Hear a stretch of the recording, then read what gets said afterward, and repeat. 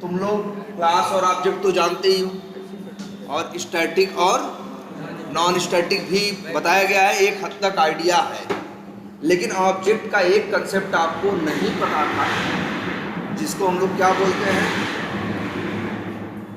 जिसको हम लोग क्या बोलते हैं, कंस्ट्रक्टर।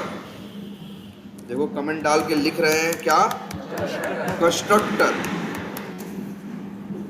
कंस्ट्रक्ट, अच्छा ये बताओ, जावा में ना चीज कर्ली ब्रेसेस पे क्या होती है, स्टार्ट होती है, और कर्ली ब्रेसेस पे क्या होती है, खत्म होती है। तो एक जगह स्टार्ट हो रही है और एक जगह क्या हो रही है, खत्म हो रही है। इसके लिए एक हम लोग और नाम यूज करते हैं, जानते हो क्या, ब्लॉक।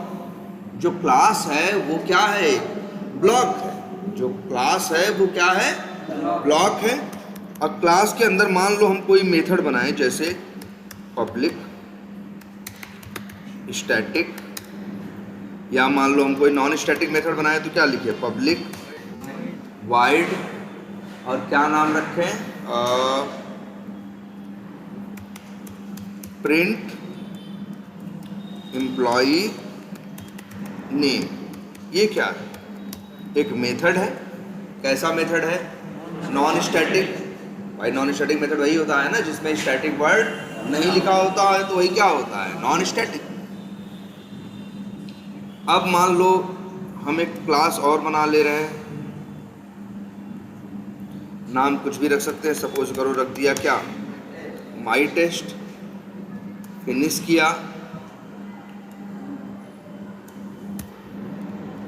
और इसके बाद हम चाहें तो एम्प्लॉय क्लास का मेथड कॉल करना है तो क्या कर सकते हैं, न्यू क्या, एम्प्लॉय क्लास का क्या बनाया, ऑब्जेक्ट बनाया। ऑब्जेक्ट बनाने के बाद emp नाम के वेरिएबल में रखा, और emp डॉट हम क्या कर सकते हैं, मेथड कॉल कर सकते हैं। और ये मेथड हम कॉल कर सकते हैं जिसका नाम क्या है, प्रिंट एम्प्लॉई नेम। ठीक, चलाएंगे तो चलेगा ना, कोई दिक्कत नहीं होगी, ऑब्जेक्ट बनेगा और ये मेथड क्या होगा, चलेगा। और एक ही मेथड क्या, मान लो प्रिंट एम्प्लॉई नेम है, और एक ये चीज है, मान लो प्रिंट एम्प्लॉई सैलरी। तो ये दोनों क्या है, इसके मेथड है। जब भी आप एम्प्लॉय क्लास का ऑब्जेक्ट बनाओगे तो ये दोनों क्या होंगे, लोड होंगे कि नहीं होंगे। भाई जब ऑब्जेक्ट बनता है तो नॉन स्टैटिक मेथड और नॉन स्टैटिक वेरिएबल्स क्या होते हैं, लोड होते हैं। तो ये दोनों भी क्या होंगे, लोड होंगे। इसके लेकिन ये चलेंगे कब, ये चलेंगे तब जब इन्हें क्या किया जाएगा, कॉल किया जाएगा। ठीक है, ये चलेंगे तब जब इन्हें क्या किया जाएगा, कॉल किया जाएगा। क्लियर है ये। लेकिन हमने आपको कल एक बात बताई थी, अगर हम इसी क्लास के अंदर आए, अच्छा ये जो मेथड दिख रहा है ना भाई, ये भी एक क्या है, ब्लॉक। क्लास जो चीज करली ब्रैकेट पे शुरू होती है और करली ब्रैकेट पे क्या होती है, खत्म होती है, उसके लिए एक कॉमन नाम चलता है क्या, कोड ब्लॉक। ये ब्लॉक है जहां क्या लिख रहे हैं, कोड लिख रहे हैं, इसीलिए क्या बोल देते हैं हम लोग, कोड ब्लॉक। क्लास भी एक क्या है, कोड ब्लॉक है। मेथड जो उसके अंदर है वो भी क्या है, कोड ब्लॉक है। ठीक है, अगर हम इसी क्लास के अंदर आए, एक कोड ब्लॉक बनाए, जो कोड ब्लॉक बनाए उसको क्या रखें, पब्लिक, लेकिन स्टैटिक वर्ड का इस्तेमाल न करें, मतलब जो बनाए वो स्टैटिक न हो। और फिर क्या होता है, वाइड होता है, और क्या होता है, रिटर्न टाइप होता है। न वाइड का नाम लिखें न रिटर्न टाइप का, सीधे नाम उसका वही रख दें जो क्लास का नाम है ये, और इसके बाद पैरेंथेसिस। तो ये जो कोड ब्लॉक है इसी को बोला जाता है क्या, कंस्ट्रक्टर। इसको बोला जाता है क्या, कंस्ट्रक्टर। क्लियर। चलो अच्छा, मान लो हम यहाँ कुछ प्रिंट भी कर दें, क्या प्रिंट करें, अच्छा ये बताओ, यहाँ कुछ लिखेंगे तो क्या होगा, प्रिंट होगा, देखो हाय आई एम स्टार्टेड, ठीक है। या ये लिख दे हेलो कंस्ट्रक्टर इज रन। अब तुम ध्यान से देखो, हम यहाँ कुछ नहीं कर रहे हैं, सिर्फ क्या कर रहे हैं, क्लास का ऑब्जेक्ट बनाए हैं, हमारी आंख के सामने एक ही लाइन लिखे हैं। लेकिन अगर हम इसको रन कर दें तो हेलो कंस्ट्रक्टर इज रनिंग क्या हो गया, प्रिंट हो गया। रीज़न क्या है, रीज़न सिंपल सा है, क्योंकि एम्प्लॉय क्या है, क्लास है। जब आप क्लास का ऑब्जेक्ट बनाते हो तो अगर क्लास के अंदर कंस्ट्रक्टर है तो ऑब्जेक्ट बनने के टाइम पे अपने आप चलता है। कितनी बार, एक बार। मतलब एक बार, मतलब ऐसा नहीं, जैसे देखो अगर एम्प्लॉय का ऑब्जेक्ट आप कितनी बार बनाओ, अब जैसे यहाँ कितनी बार ऑब्जेक्ट बन रहा है एम्प्लॉय क्लास का, 3 बार ना। देखो ये भी ऑब्जेक्ट बन रहा है, ये ऑब्जेक्ट स्टोर किया जा रहा है, ये भी दोनों ऑब्जेक्ट बन रहा है, लेकिन इनको स्टोर नहीं कर रहा है, लेकिन ऑब्जेक्ट तो बन रहा है ना। 3 बार अगर ऑब्जेक्ट बनेगा इसी क्लास का तो तीनों बार कंस्ट्रक्टर चलेगा। जब जब ऑब्जेक्ट बनता है तब तब कंस्ट्रक्टर चलता है। इतना क्लियर है। कंस्ट्रक्टर को पहचान लोगे। अगर मान लो इस माई टेस्ट क्लास के अंदर हमें कंस्ट्रक्टर कोई कहे कि इस माई टेस्ट क्लास के अंदर आओ और कंस्ट्रक्टर बना दो, तो इसका नाम एम्प्लॉय नहीं रखेंगे। क्या रखेंगे, कंस्ट्रक्टर फिर कैसे बनेगा, पब्लिक माई टेस्ट। अब ये भी क्या है, कंस्ट्रक्टर, ये भी क्या है, कंस्ट्रक्टर है, लेकिन ये किस क्लास का कंस्ट्रक्टर है, माई टेस्ट का। और ये किसका है, एम्प्लॉय का। जब एम्प्लॉय का ऑब्जेक्ट बनेगा तो ये चलेगा, जब माई टेस्ट का ऑब्जेक्ट बनेगा तो ये चलेगा। क्लियर है इतना? हाँ 3 बनाए हैं। हाँ कहाँ, अच्छा यहाँ तुम्हारा कहने का मतलब है हमने ऐसा नहीं किया। एक मिनट बता रहे हैं। मान लो इसका नाम रख दें क्या, EMP1, इसका रख दें क्या। देखो पहली बात तो ये समझो, ऑब्जेक्ट बनेगा चाहे तुम उसे वेरिएबल में स्टोर करो। देखो एक मिनट, ऑब्जेक्ट इससे नहीं बनता। ये लाइन जो लाइन नंबर 11 लिखी है इसमें ऑब्जेक्ट नहीं बन रहा है, ये तो वेरिएबल है। अगर ऑब्जेक्ट बनेगा तो ये इसे क्या करेगा, स्टोर कर सकता है। और अगर इसका टाइप वेरिएबल का एम्प्लॉय है तो इसके अंदर जो ऑब्जेक्ट बना के स्टोर किया जाएगा उसका वो किसका ऑब्जेक्ट होगा, एम्प्लॉय का होगा। क्योंकि एम्प्लॉय टाइप का वेरिएबल है तो इसके अंदर एम्प्लॉय टाइप का ऑब्जेक्ट रखा जा सकता है। लेकिन ये मत कभी सोचो यार, ऐसा नहीं कि ऑब्जेक्ट नहीं बन रहा भाई। ऑब्जेक्ट स्टोर करो तब भी बनता है, ऑब्जेक्ट ना स्टोर करो तब भी बनता है। जब ऑब्जेक्ट बनेगा तब कंस्ट्रक्टर चलेगा। इसके यहाँ तो जो ये लिख रहे हैं ना, इससे कुछ फर्क थोड़ी नहीं पड़ रहा है। इससे बस इतना फर्क पड़ रहा है कि जो ऑब्जेक्ट बना, ऑब्जेक्ट बन के कहाँ जाता है, रैम में ना। और अब उस ऑब्जेक्ट का एड्रेस EMP2 के पास है। अब उस ऑब्जेक्ट को आगे तुम क्या कर सकते हो, यूज कर सकते हो। अगर तुम स्टोर नहीं भी करो तो ये कभी मत सोचना कि साहब आप स्टोर तो कर नहीं रहे हो, आप तो बस सीधे लिख दिए हो, वेरिएबल में नहीं रखे हो तो मतलब ऑब्जेक्ट नहीं बना। ऐसा नहीं है भाई, तीनों केस में ऑब्जेक्ट बन रहा है। अभी हम यहां लिख दें न्यू माई टेस्ट, तो किसका ऑब्जेक्ट बनेगा, माई टेस्ट। देखो ऑब्जेक्ट बनना अलग चीज है, स्टोर करना अलग चीज है ना। ऑब्जेक्ट बनना अलग चीज है। जैसे मान लो पानी है, अब पानी तो पानी है ना यार। अब उसे तुम चाहे बाल्टी में रखो और चाहे न रखो, ऐसा तो नहीं है ना, बाल्टी में नहीं रखोगे तो पानी नहीं कहा जाएगा या वो पानी नहीं है भाई। वेरिएबल का मतलब क्या है, बस ऑब्जेक्ट को क्या करना, वेरिएबल ऑब्जेक्ट को क्या करता है। लेकिन हाँ, बाल्टी में पानी क्यों रखते हो, जिससे बाद में उसे क्या कर सको, यूज कर सको, है ना। बाल्टी में इसीलिए तो रखते हो। तो ऑब्जेक्ट देखो पानी तो है ही, चाहे उसे बाल्टी में रखो और चाहे बाल्टी में ना रखो। वैसे ही ऑब्जेक्ट तो बन ही रहा है, चाहे उसे वेरिएबल में स्टोर करो और चाहे वेरिएबल में स्टोर न करो।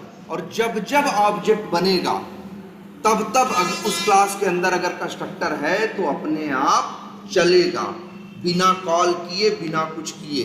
देखो एम्प्लॉय क्लास का 3 बार ऑब्जेक्ट बन रहा है ना, अपने आप देखो 3 बार कंस्ट्रक्टर चल रहा है और कंस्ट्रक्टर के अंदर लिखा है हेलो कंस्ट्रक्टर इज रनिंग। देखो 3 बार ऑब्जेक्ट बना, 3 बार कंस्ट्रक्टर चला, इसलिए 3 बार क्या हुआ, प्रिंट हुआ। और माई टेस्ट का जब ऑब्जेक्ट बना तो ये वाला कंस्ट्रक्टर चला, माई टेस्ट का कंस्ट्रक्टर चला, लेकिन इसके अंदर एक भी लाइन नहीं लिखी है, इसीलिए तुम्हें कुछ होता हुआ दिखाई नहीं दे रहा है। अगर यहाँ लिख दो तो वो भी होता हुआ दिखाई देगा। क्लियर है ये बात?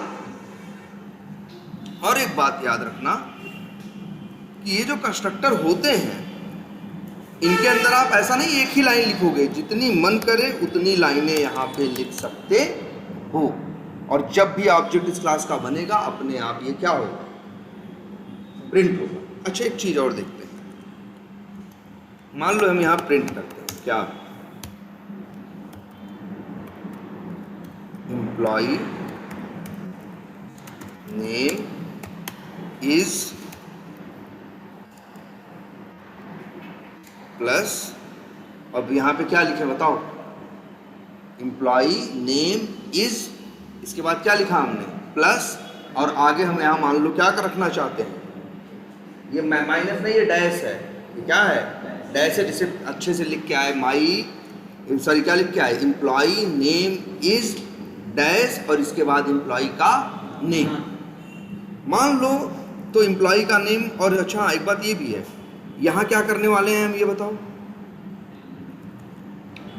यहाँ हम प्रिंट करने वाले हैं एम्प्लॉय सैलरी,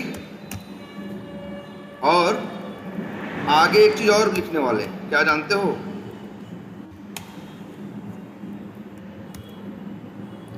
अब ये तो कुछ ज्यादा टेढ़ा मेढ़ा दिख रहा होगा, हम चाहते हैं कि यहाँ पे सिर्फ क्या प्रिंट हो, एम्प्लॉय, यहाँ पे क्या लिखा प्लस का आगे, एम्प्लॉय का नेम, और यहाँ हम लिखना चाहते हैं एम्प्लॉय सैलरी इज, एम्प्लॉय की सैलरी, फिर अंग्रेजी का लिखा हो क्या ऑफ, फिर लिखा हो क्या एम्प्लॉय का नाम।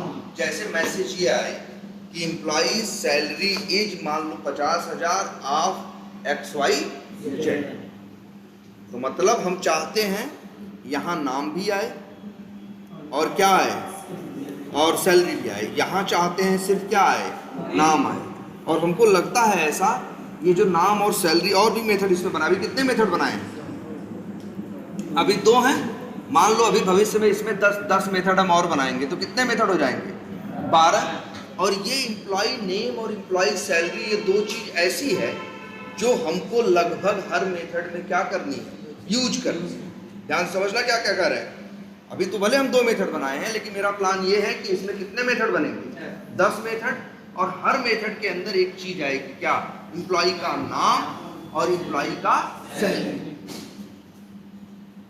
तो अब क्या करें बताओ।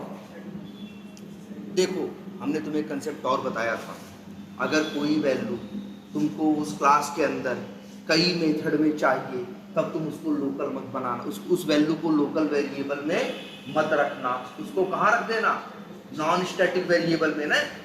भाई यही तो बताया, यही सिखाया था ना आपको। भाई कब हम नॉन स्टैटिक या स्टैटिक बनाते हैं, जब कोई वैल्यू ऐसी होती है उसी मेथड में यूज करनी हो, बाहर यूज ना करना हो, तो हम क्या बनाते हैं, लोकल। मान लो एक आध जगह बाहर उसकी जरूरत भी है तो हम लोग क्या करते हैं, मेथड से रिटर्न करा देते हैं, जो कॉल करता है लेके फिर जहां मन करे वहां यूज करता है। लेकिन जब ऐसा केस आता है कि कोई वैल्यू क्लास के सारे स्टैटिक मेथड यूज करना चाहे, तो उस वैल्यू को अगर लोकल वेरिएबल में रखोगे तो और लोग तो यूज नहीं कर पाएंगे, फिर वही रिटर्न कराओगे, पैरामीटर के थ्रू भेजोगे। लेकिन अगर कोई वैल्यू सारे ही मेथड, स्टैटिक मेथड उस क्लास के यूज करना चाहते हैं तो तुम उस वैल्यू को रख दोगे कहाँ, स्टैटिक वेरिएबल के अंदर, जिससे कि पूरी क्लास के सारे स्टैटिक मेथड उसको क्या कर सके, यूज कर सके। याद आ रही बात? तो और तीसरी बात पे अब आ जाते हैं, अगर कोई ऐसी वैल्यू होती जो जिसे उस क्लास के सारे नॉन स्टैटिक मेथड यूज करना चाहते हैं तो हम उस वैल्यू को कहाँ रख देते हैं, नॉन स्टैटिक वेरिएबल के अंदर, जिससे उसे कौन यूज करता है? सारे नॉन स्टैटिक मेथड यूज कर सकते। यही होता है ना भाई, नॉन स्टैटिक वेरिएबल को कौन यूज कर सकता है? सिर्फ नॉन स्टैटिक मेथड। अब यहाँ केस ही यही है कि इस क्लास के अंदर हमें कई मेथड बनाने हैं और हर मेथड को क्या यूज करना है? वही नॉन स्टैटिक, वही वैल्यू, क्या नेम की वैल्यू, सैलरी की वैल्यू। जब सबको वही यूज करना है तो हम क्या करेंगे? हम यहाँ आएंगे, दो बना देंगे क्या? नॉन स्टैटिक वेरिएबल, जैसे पब्लिक स्ट्रिंग, और बना देते हैं क्या नाम रखें? Employee name. Public int employee salary. और अब इसको यूज कर सकते हैं कि नहीं? एम्प्लॉई नेम, और यहां क्या लिखें? एम्प्लॉई सैलरी ऑफ क्या? एम्प्लॉई। बोलो भाई, क्या ये इतना कोड समझ में आता है?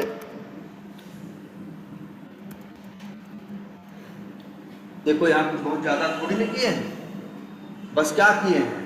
एक क्लास बनाए हैं, दो ठो मेथड बनाए हैं, और हमको दो वैल्यू यूज करनी है, क्या? एम्प्लॉई नेम और एम्प्लॉई सैलरी। मेरा प्लान है इस क्लास के जितने भी मेथड बनेंगे सब जगह इन दोनों का क्या होगा, या मोस्ट ऑफ दी जगह, अक्सर जगहों पे या मैक्सिमम जगहों पे इन दोनों का क्या होगा? यूज होगा। तो हम दिमाग लगाए, उन वैल्यूज को हम कहाँ रख देंगे? नॉन स्टैटिक वेरिएबल के अंदर। जिससे क्या फायदा होगा? बोलो। नॉन स्टैटिक वेरिएबल में रखेंगे तो नॉन स्टैटिक वेरिएबल को तो इस क्लास के हर मेथड के अंदर हम क्या कर सकते हैं? यूज कर सकते हैं ना। अब बताओ, यूज करके देखें कैसे यूज होगा। हमने क्या किया यहाँ बताओ? एम्प्लॉय क्लास का क्या बनाया? ऑब्जेक्ट बनाया। याद करो भाई पुराना, इसको एक वेरिएबल में क्या किया? स्टोर किया हैं। अब एक काम करते हैं, और इसके बाद emp1 डॉट करके क्या आ रहे हैं? मेथड आ रहे हैं। मेथड कॉल कर देते हैं print employee name, emp1 dot print employee salary. अब बताओ क्या होगा? ध्यान से सोचो, अगर हम इसको रन करेंगे तो क्या होगा? सबसे पहले लाइन नंबर क्या चलेगी? 11। जब लाइन नंबर 11 चलेगा तो क्या होगा? एम्प्लॉय क्लास का क्या बनेगा? ऑब्जेक्ट। जब एम्प्लॉय क्लास का ऑब्जेक्ट, याद रख लो एक बार फिर से,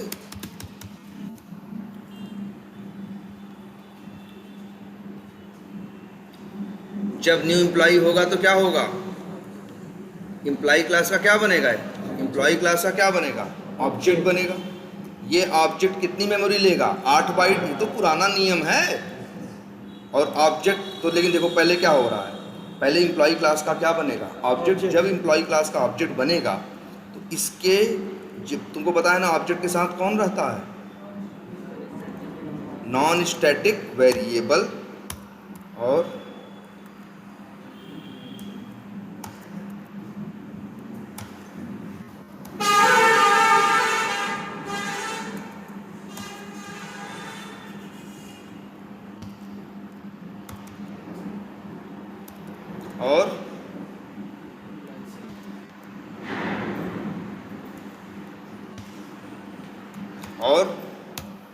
और एक चीज ये भी है, उसका क्या?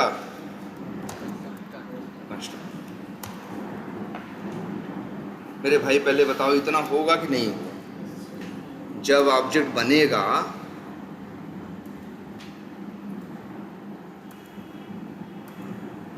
जब ऑब्जेक्ट बनेगा तो यही काम होगा कि नहीं होगा? ऐसा कब होगा? जब न्यू एम्प्लॉई होगा। इसके बाद क्या होगा भाई? तुम्हें पता है कंस्ट्रक्टर क्या होगा? चलेगा। कंस्ट्रक्टर जब चलेगा तो क्या प्रिंट करेगा? Hello constructor is run. ठीक। इसके बाद कंस्ट्रक्टर तब ऑब्जेक्ट बन के तैयार हो जाएगा, और उसका एड्रेस किसके पास आएगा? emp1 के पास। मतलब ये ऑब्जेक्ट है और एड्रेस किसके पास आएगा, EMP1 के पास। बोलो यही होगा ना, जब ऑब्जेक्ट बनेगा तो इतनी चीजें लोड होंगी और कंस्ट्रक्टर क्या होगा, चलेगा, जिससे कि प्रिंट हो जाएगा। चलो ये देख भी लेते हैं, तुम्हें बताए हैं ना ब्रेक पॉइंट लगाना। लाइन नंबर 12 पे क्या लगा दें, ब्रेक पॉइंट। और ये देखने के लिए कि हाँ सही में कंस्ट्रक्टर चलता है कि नहीं चलता, कंस्ट्रक्टर में भी लगा देते हैं क्या, ब्रेक पॉइंट। अगर चलेगा तो यहाँ आके रुकेगा ना। देखो अभी हम ऑब्जेक्ट बना रहे हैं, ये देखो कोड चला रहे हैं। एम्प्लॉय क्लास का क्या बनेगा, ऑब्जेक्ट। स्विच करने को बोल रहा है, स्विच करेंगे।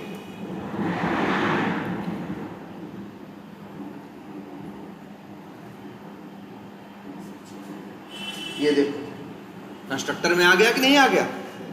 मतलब ऑब्जेक्ट बनना तब तक नहीं पूरा होगा जब तक कंस्ट्रक्टर नहीं चलेगा। जब ये कंस्ट्रक्टर चल जाएगा तब देखना लाइन नंबर 12 पे आके रुकेगा और प्रिंट क्या हो गया, hello constructor is running. Constructor चला कि नहीं चला, कब चला, जब ऑब्जेक्ट बना तब। और उसका एड्रेस EMP1 नाम के वेरिएबल के पास आ गया। जरा अपनी एम्प्लॉय क्लास को एक नज़र फिर देख लो। ये एम्प्लॉय नेम नाम का वेरिएबल डिक्लेयर्ड है क्या, लेकिन ये इनिशियलाइज्ड है। हम वैल्यू इसमें डाल रहे हैं नहीं ना। लेकिन आपको याद करो एक बात सिखाई गई थी कि स्टैटिक और नॉन स्टैटिक वेरिएबल के पास डिफ़ॉल्ट वैल्यू होती है। अगर नहीं भी दोगे तब भी इनके पास पहले से पड़ा होता है। क्या पड़ा होता है, स्ट्रिंग या किसी भी ऑब्जेक्ट के केस में नल और इंट के केस में क्या पड़ा होता है, 0। तो मेरे भाई एम्प्लॉय नेम ऑब्जेक्ट बना, एम्प्लॉय नेम में क्या पड़ा है, नल पड़ा है। और एम्प्लॉय सैलरी में क्या पड़ा है, 0। लो यार यहाँ क्या पड़ा है, नल और यहाँ 0। यही हुआ ना। चित्र देखो कितना साफ सुथरा बनाते हैं, साफ तो है। इतना कब हुआ है, जब एम्प्लॉय क्लास का ऑब्जेक्ट बना है तब। आगे क्या पढ़ेगा, EMP1 डॉट प्रिंट एम्प्लॉय। तो EMP1 ऑब्जेक्ट का यही प्रिंट एम्प्लॉय मेथड क्या करे, प्रिंट एम्प्लॉय नेम मेथड क्या होगा, चलेगा। जब ये चलेगा तो कोड इसमें आएगा कि नहीं आएगा। देखना ब्रेक पॉइंट यहाँ भी लगा हुआ है, तो यहाँ आके क्या हो जाएगा, रुक जाएगा। अब बताओ यहाँ क्या प्रिंट होगा, employee name is dash. Employee name में क्या पड़ा है, नल है ना यार। जब तक नहीं डालोगे तो उसको नल है ना। तो देखो क्या प्रिंट होगा, नल है ना। चलेगा तो क्या प्रिंट होगा, एम्प्लॉय नेम इज नल। यहाँ भी ब्रेक पॉइंट लगा देते हैं। एम्प्लॉय नेम इज क्या आ गया, नल आ गया। अब प्रिंट एम्प्लॉय सैलरी चलेगा तब क्या होगा मेरे भाई, आएगा यहाँ। अब क्या प्रिंट होगा बताओ, employee salary is. Employee salary में बाय डिफॉल्ट क्या पड़ा है, 0 ऑफ। एम्प्लॉय नेम में क्या है, नल। तो प्रिंट ऐसा हो रहा है कि hello constructor is running, employee name is null और employee salary is 0 of null. तो गड़बड़ सड़बड़ आ रहा है ना। अरे सैलरी आनी चाहिए थी, नाम आना चाहिए था, लेकिन आता तो तब न जब तुम देते, वैल्यू डालते। बताओ मेरे भाई, इतनी बात समझ में आती है। अब जरा एक बात और समझ के देखो, अगर हम चाहें कि नहीं भैया इसमें चीज प्रिंट हो तो हम क्या कर सकते हैं। तुम्हें पता है EMP1 के पास क्या है, ऑब्जेक्ट है ना। और ऑब्जेक्ट के आगे डॉट लगाते हो तो क्या आता है, नॉन स्टैटिक मेथड भी आते हैं, नॉन स्टैटिक वेरिएबल भी आते हैं, स्टैटिक मेथड भी आते हैं, स्टैटिक वेरिएबल। हमने बताया ना, ऑब्जेक्ट के साथ non static method, non static variable, static method, static variable, चारों चीज मिलती है। क्लास के साथ सिर्फ 2 चीज मिलती है, स्टैटिक मेथड और स्टैटिक वेरिएबल। अब हम यहाँ EMP1 डॉट करेंगे तो सारे मेथड्स और वेरिएबल की लिस्ट आ जाएगी कि नहीं आ जाएगी। अब यही एक वेरिएबल है एम्प्लॉय नेम, जिसमें बाय डिफॉल्ट क्या पड़ा है, नल। लेकिन हम यहाँ आए, ऐसे करें और इसको यहाँ क्या कर दें, जैसे ही लाइन नंबर 12 चलेगी तो क्या होगा, एम्प्लॉय नेम नल नहीं रह जाएगा। नल तो कब था, 12 के पहले जैसे ही 12 चलेगा तो उसमें क्या आ जाएगा, राहुल आ जाएगा। और लिख दें EMP1 डॉट एम्प्लॉई सैलरी बराबर कुछ भी लिख दें, ठीक है। तो ये क्या हो जाएगा, एम्प्लॉई सैलरी में आ जाएगा। अब ये चीज़ दिखती भी है। पहली बात तो तुम लोग एक अपने अंदर ये आदत डालो यार, डिबग करने की यार। हर लाइनिया पे ब्रेक पॉइंट लगा दिया, तब तुमको असली पिक्चर दिखती है कि एग्जैक्टली हो क्या रहा है, एकदम सब दिखेगा। लो देखो, हम चला दें, डिबग कर दें, क्या होगा, जाएगा क्या बनाने, ऑब्जेक्ट। जब ऑब्जेक्ट बनेगा, देखो ऑब्जेक्ट बनेगा, कंस्ट्रक्टर रन हो गया, इसके बाद कोड कहाँ गया, लाइन नंबर 12 में। अरे EMP1 पे कर्सर तो ले जाओ मेरे भाई, दिखा रहा है कि एम्प्लॉई नेम में क्या पड़ा है, नल पड़ा है, एम्प्लॉई सैलरी में क्या पड़ा है, 0 पड़ा है, एकदम सब तो दिखता है। लेकिन जैसे ही लाइन नंबर 12 चलेगी क्या होगा, अब देखो नेम में क्या आ गया, राहुल, सैलरी में अभी भी क्या है, 0। जैसे ही लाइन नंबर क्या चलेगी, 13, अब देखो नेम में राहुल और सैलरी में जो वैल्यू थी आ गई कि नहीं आ गई। अब जब यही EMP1 डॉट क्या चलेगा, अब सोचो इतना कोड चलने के बाद क्या हुआ, इतना कोड चलने के बाद ये हुआ, इसने नल छोड़ के किसकी वैल्यू इसको मिल गई, राहुल को, और इसको 0 छोड़ के वैल्यू मिल गई क्या, दूसरी। ये बात समझ में आ रही है सबको ना मेरे भाई। यार ये बेसिक चीज़ कभी मत भूलना, अगर इसकी समझ है तो आगे ऊप्स और दूसरे जो एडवांस कंसेप्ट हैं सब तुम्हारे लिए एकदम ईजी होंगे। तो बताओ एम्प्लॉई नेम में क्या आ गया, राहुल आ गया, और एम्प्लॉई सैलरी में क्या आ गया,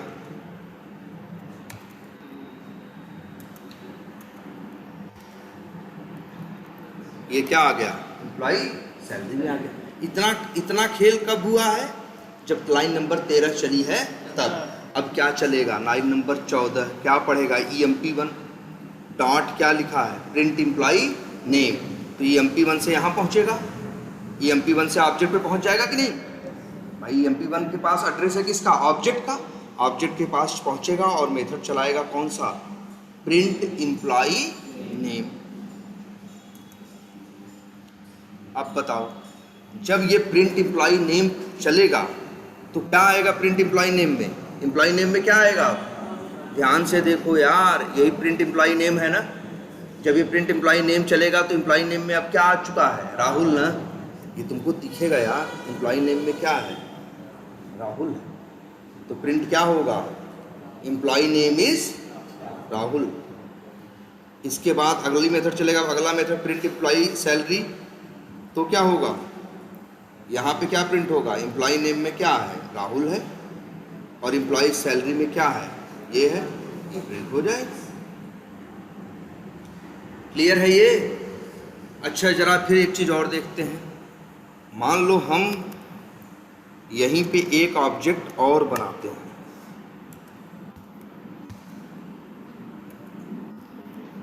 ये भी एम्प्लॉय क्लास का ऑब्जेक्ट बनेगा ना, तो कंस्ट्रक्टर तो इसके लिए भी चलेगा, और नीचे ये भी लिख दे रहे हैं EMP2 डॉट क्या लिखें, डॉट लिख देते हैं print employee salary, EMP2 dot print employee name. अब बताओ क्या प्रिंट होगा, ये लाइन चलेगी तो क्या प्रिंट होगा, ये लाइन चलेगी तो क्या प्रिंट होगा, एम्प्लॉय नेम इज राहुल। ये लाइन चलेगी तो क्या होगा, employee name is, employee salary जो भी लिखा है वो ऑफ राहुल। ये लाइन चलेगी तो क्या होगा,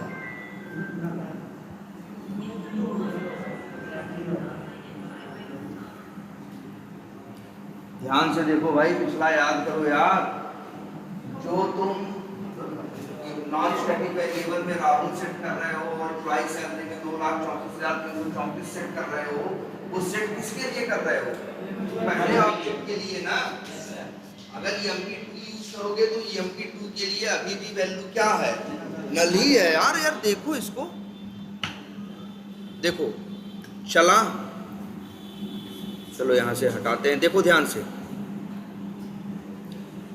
चला, दो ऑब्जेक्ट बने कि नहीं बने? दो ऑब्जेक्ट बने कि नहीं बने?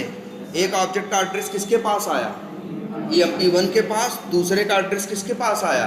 EMP2 के पास। और शुरू में देखोगे तो EMP1 में भी नल और जीरो पड़ा है, EMP2 में भी क्या पड़ा है? एम्प्लॉय नेम नल है और वो जीरो।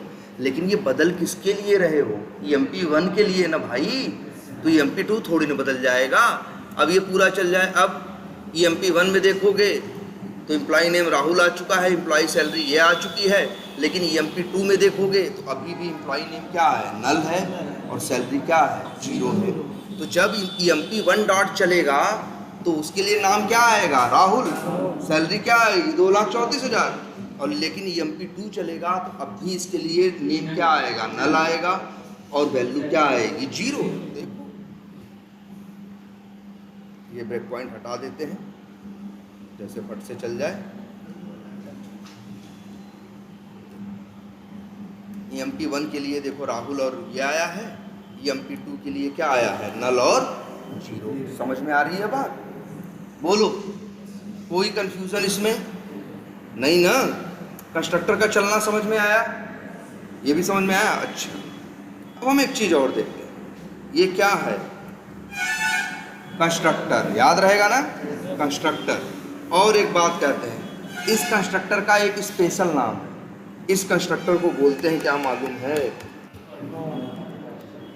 क्या बोलते हैं? Default constructor. तुम कहोगे सर ये डिफॉल्ट कंस्ट्रक्टर या ये क्या मतलब है? तो सीधी बात ये है कि अगर आपके कंस्ट्रक्टर में एक भी पैरामीटर नहीं है तो उसी कंस्ट्रक्टर को बोला जाता है क्या? Default constructor. बताओ, तुम्हारे इस ये जो ये कंस्ट्रक्टर है एम्प्लॉय, क्या इसके अंदर पैरामीटर है? बोलो, इसके अंदर पैरामीटर है? नहीं है ना? अरे पैरामीटर रहता तो ये ब्रैकेट में तो रहता है ना? है इसके अंदर? नहीं है ना? तो इस कंस्ट्रक्टर को क्या बोलोगे? Default constructor. ठीक। और अब दूसरी बात सुनो, क्या बोलेंगे इसको? Default constructor. तो अब दूसरी बात सुनो, कंस्ट्रक्टर के अंदर पैरामीटर भी हो सकता है। कंस्ट्रक्टर के अंदर पैरामीटर भी हो सकता है। जैसे दिखाएं,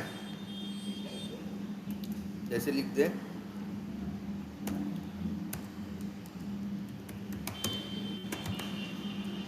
क्या लिखा? String name int salary. अब इस कंस्ट्रक्टर को कोई भी, ये भी अभी ये कंस्ट्रक्टर है मेरे भाई, लेकिन अब इसको तुम डिफॉल्ट कंस्ट्रक्टर नहीं बोलोगे।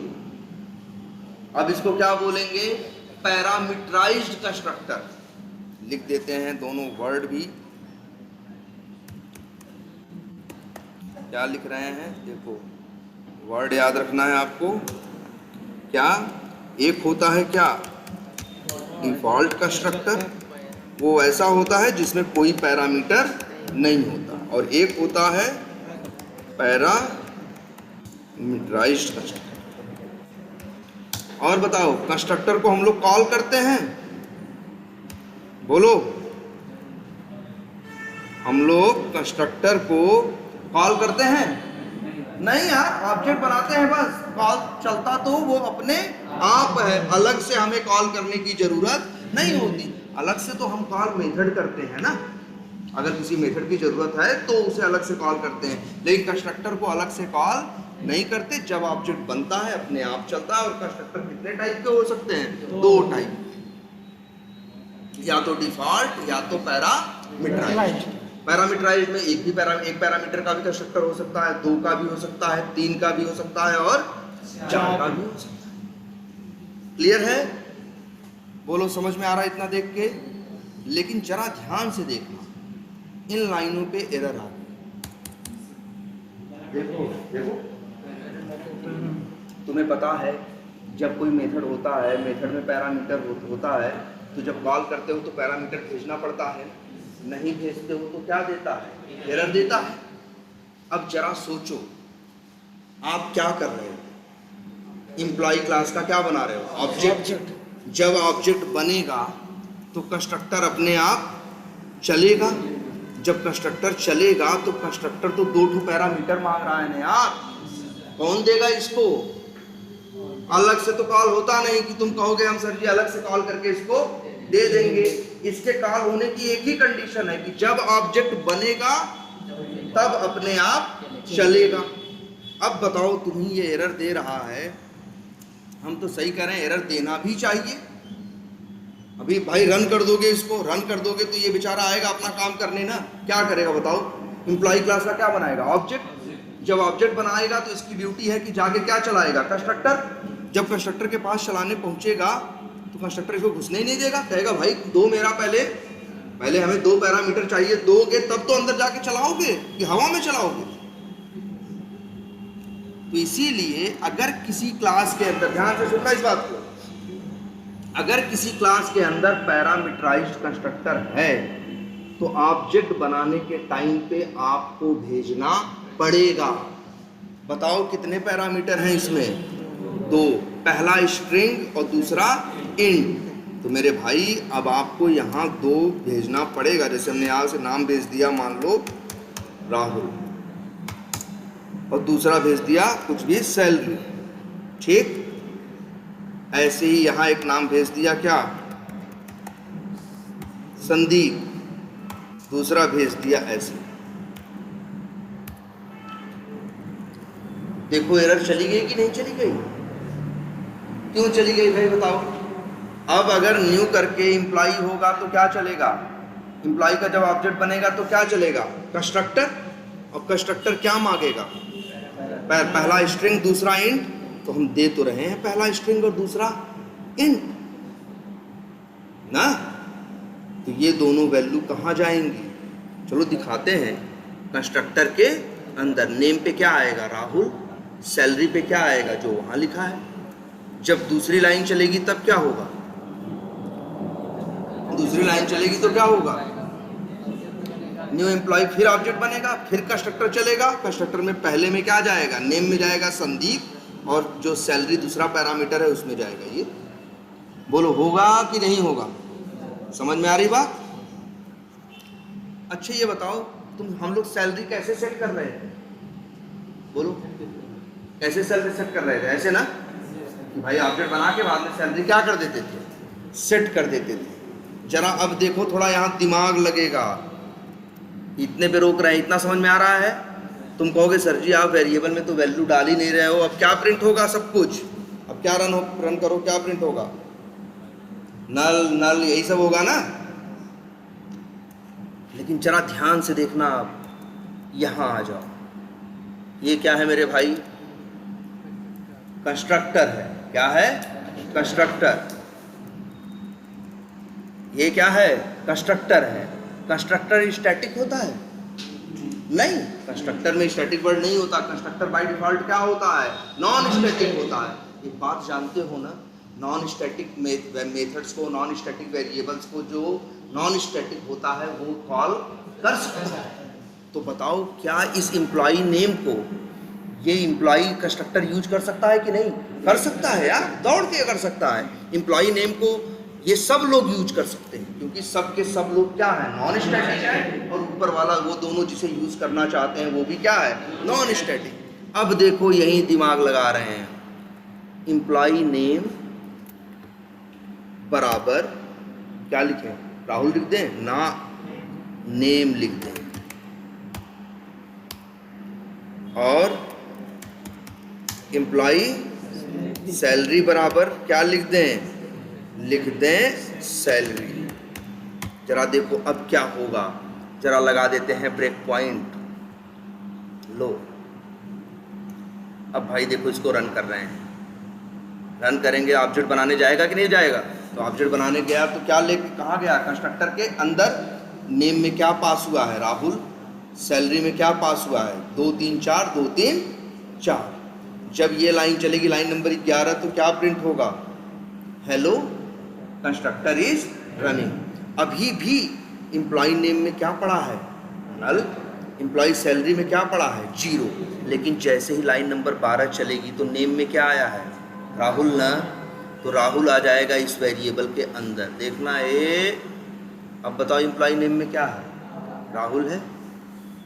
और सैलरी में क्या है? 2 3 4 2 3 4, ये तो पैरामीटर है, लेकिन इस वेरिएबल में अभी भी क्या पड़ा है, 0 ना। जैसे ही लाइन नंबर क्या चलेगी, 13 चलेगी, कौन सी चलेगी, 13, अपने आप एम्प्लॉय सैलरी में अब क्या आ गया, 2 3 4 2 3 4। अब बताओ ऐसे ही ये पहला ऑब्जेक्ट जो बना, अब बताओ इस ऑब्जेक्ट के अंदर क्या सेट हो गया है, एक ऑब्जेक्ट बन गया, ऑब्जेक्ट के अंदर 2 वेरिएबल हैं, ऑब्जेक्ट के अंदर 2 क्या है, वेरिएबल हैं, कौन कौन से, एम्प्लॉय नेम और एम्प्लॉय सैलरी। भेजा गया जो नेम था वो एम्प्लॉय नेम पे चला गया, भेजी गई सैलरी कहाँ चली गई, एम्प्लॉय सैलरी। अब दोनों इनिशियलाइज हो गए कि नहीं, एक राहुल से और दूसरा किससे, 2 3 4 2 3 4 से। ये पहले ऑब्जेक्ट की कहानी है। अब इसके बाद लाइन नंबर जब 12 चलेगी तो क्या होगा, फिर से ऑब्जेक्ट बनेगा ना। इस बार संदीप जा रहा है और दूसरी वैल्यू क्या है, 2 3 2 4 3 4। तो जैसे ही कंस्ट्रक्टर के अंदर आएगा, यहाँ रुकेगा ना, देखना रुकेगा। नेम में क्या आया, पैरामीटर में संदीप, सैलरी में क्या आया, 2 3 2 4 3 4। अब ये प्रिंट होगा क्या, हेलो कंस्ट्रक्टर इज रनिंग। लेकिन जैसे ही ये लाइन चलेगी, एम्प्लॉय नेम देखो नल है, जो राहुल था वो दूसरे, जो EMP1 वाला ऑब्जेक्ट था उसमें क्या था, राहुल, लेकिन जो EMP2 वाला है वो भी अभी भी क्या है, नल है। लेकिन जैसे ही ये चलेगा तो इसमें क्या आ जाएगा, संदीप, और सैलरी में क्या आ जाएगा, 2 3 2 4 3 4। ये देख, अब देख लेना, EMP1 से ये दोनों कॉल हो रहे हैं ना, तो ये लोग क्या, EMP1 के लिए क्या सेट हुआ था, राहुल ना, तो देखना राहुल प्रिंट होगा और सैलरी प्रिंट होगी क्या, 2 3 4 2 3 4। EMP2 के लिए नाम क्या प्रिंट होगा, संदीप, और सैलरी क्या प्रिंट होगी, 2 3 2 4 3 4।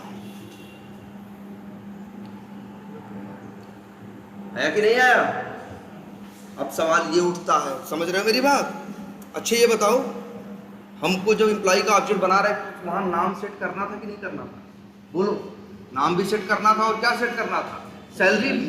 तो अभी इसके पहले हम क्या करते थे, एक लाइन में ऑब्जेक्ट बनाते थे, 2 लाइन में उनमें क्या डालते थे, वैल्यू डालते थे, 3 लाइन लिख रहे थे ना। लेकिन अब देखो क्या हो रहा है, जब ऑब्जेक्ट बनाएंगे उसी टाइम पे जो वैल्यू भेजेंगे वही वैल्यू जाके वेरिएबल पे क्या होगी, सेट हो जाएगी। हमको अलग से सेट करने की ज़रूरत नहीं पड़ेगी।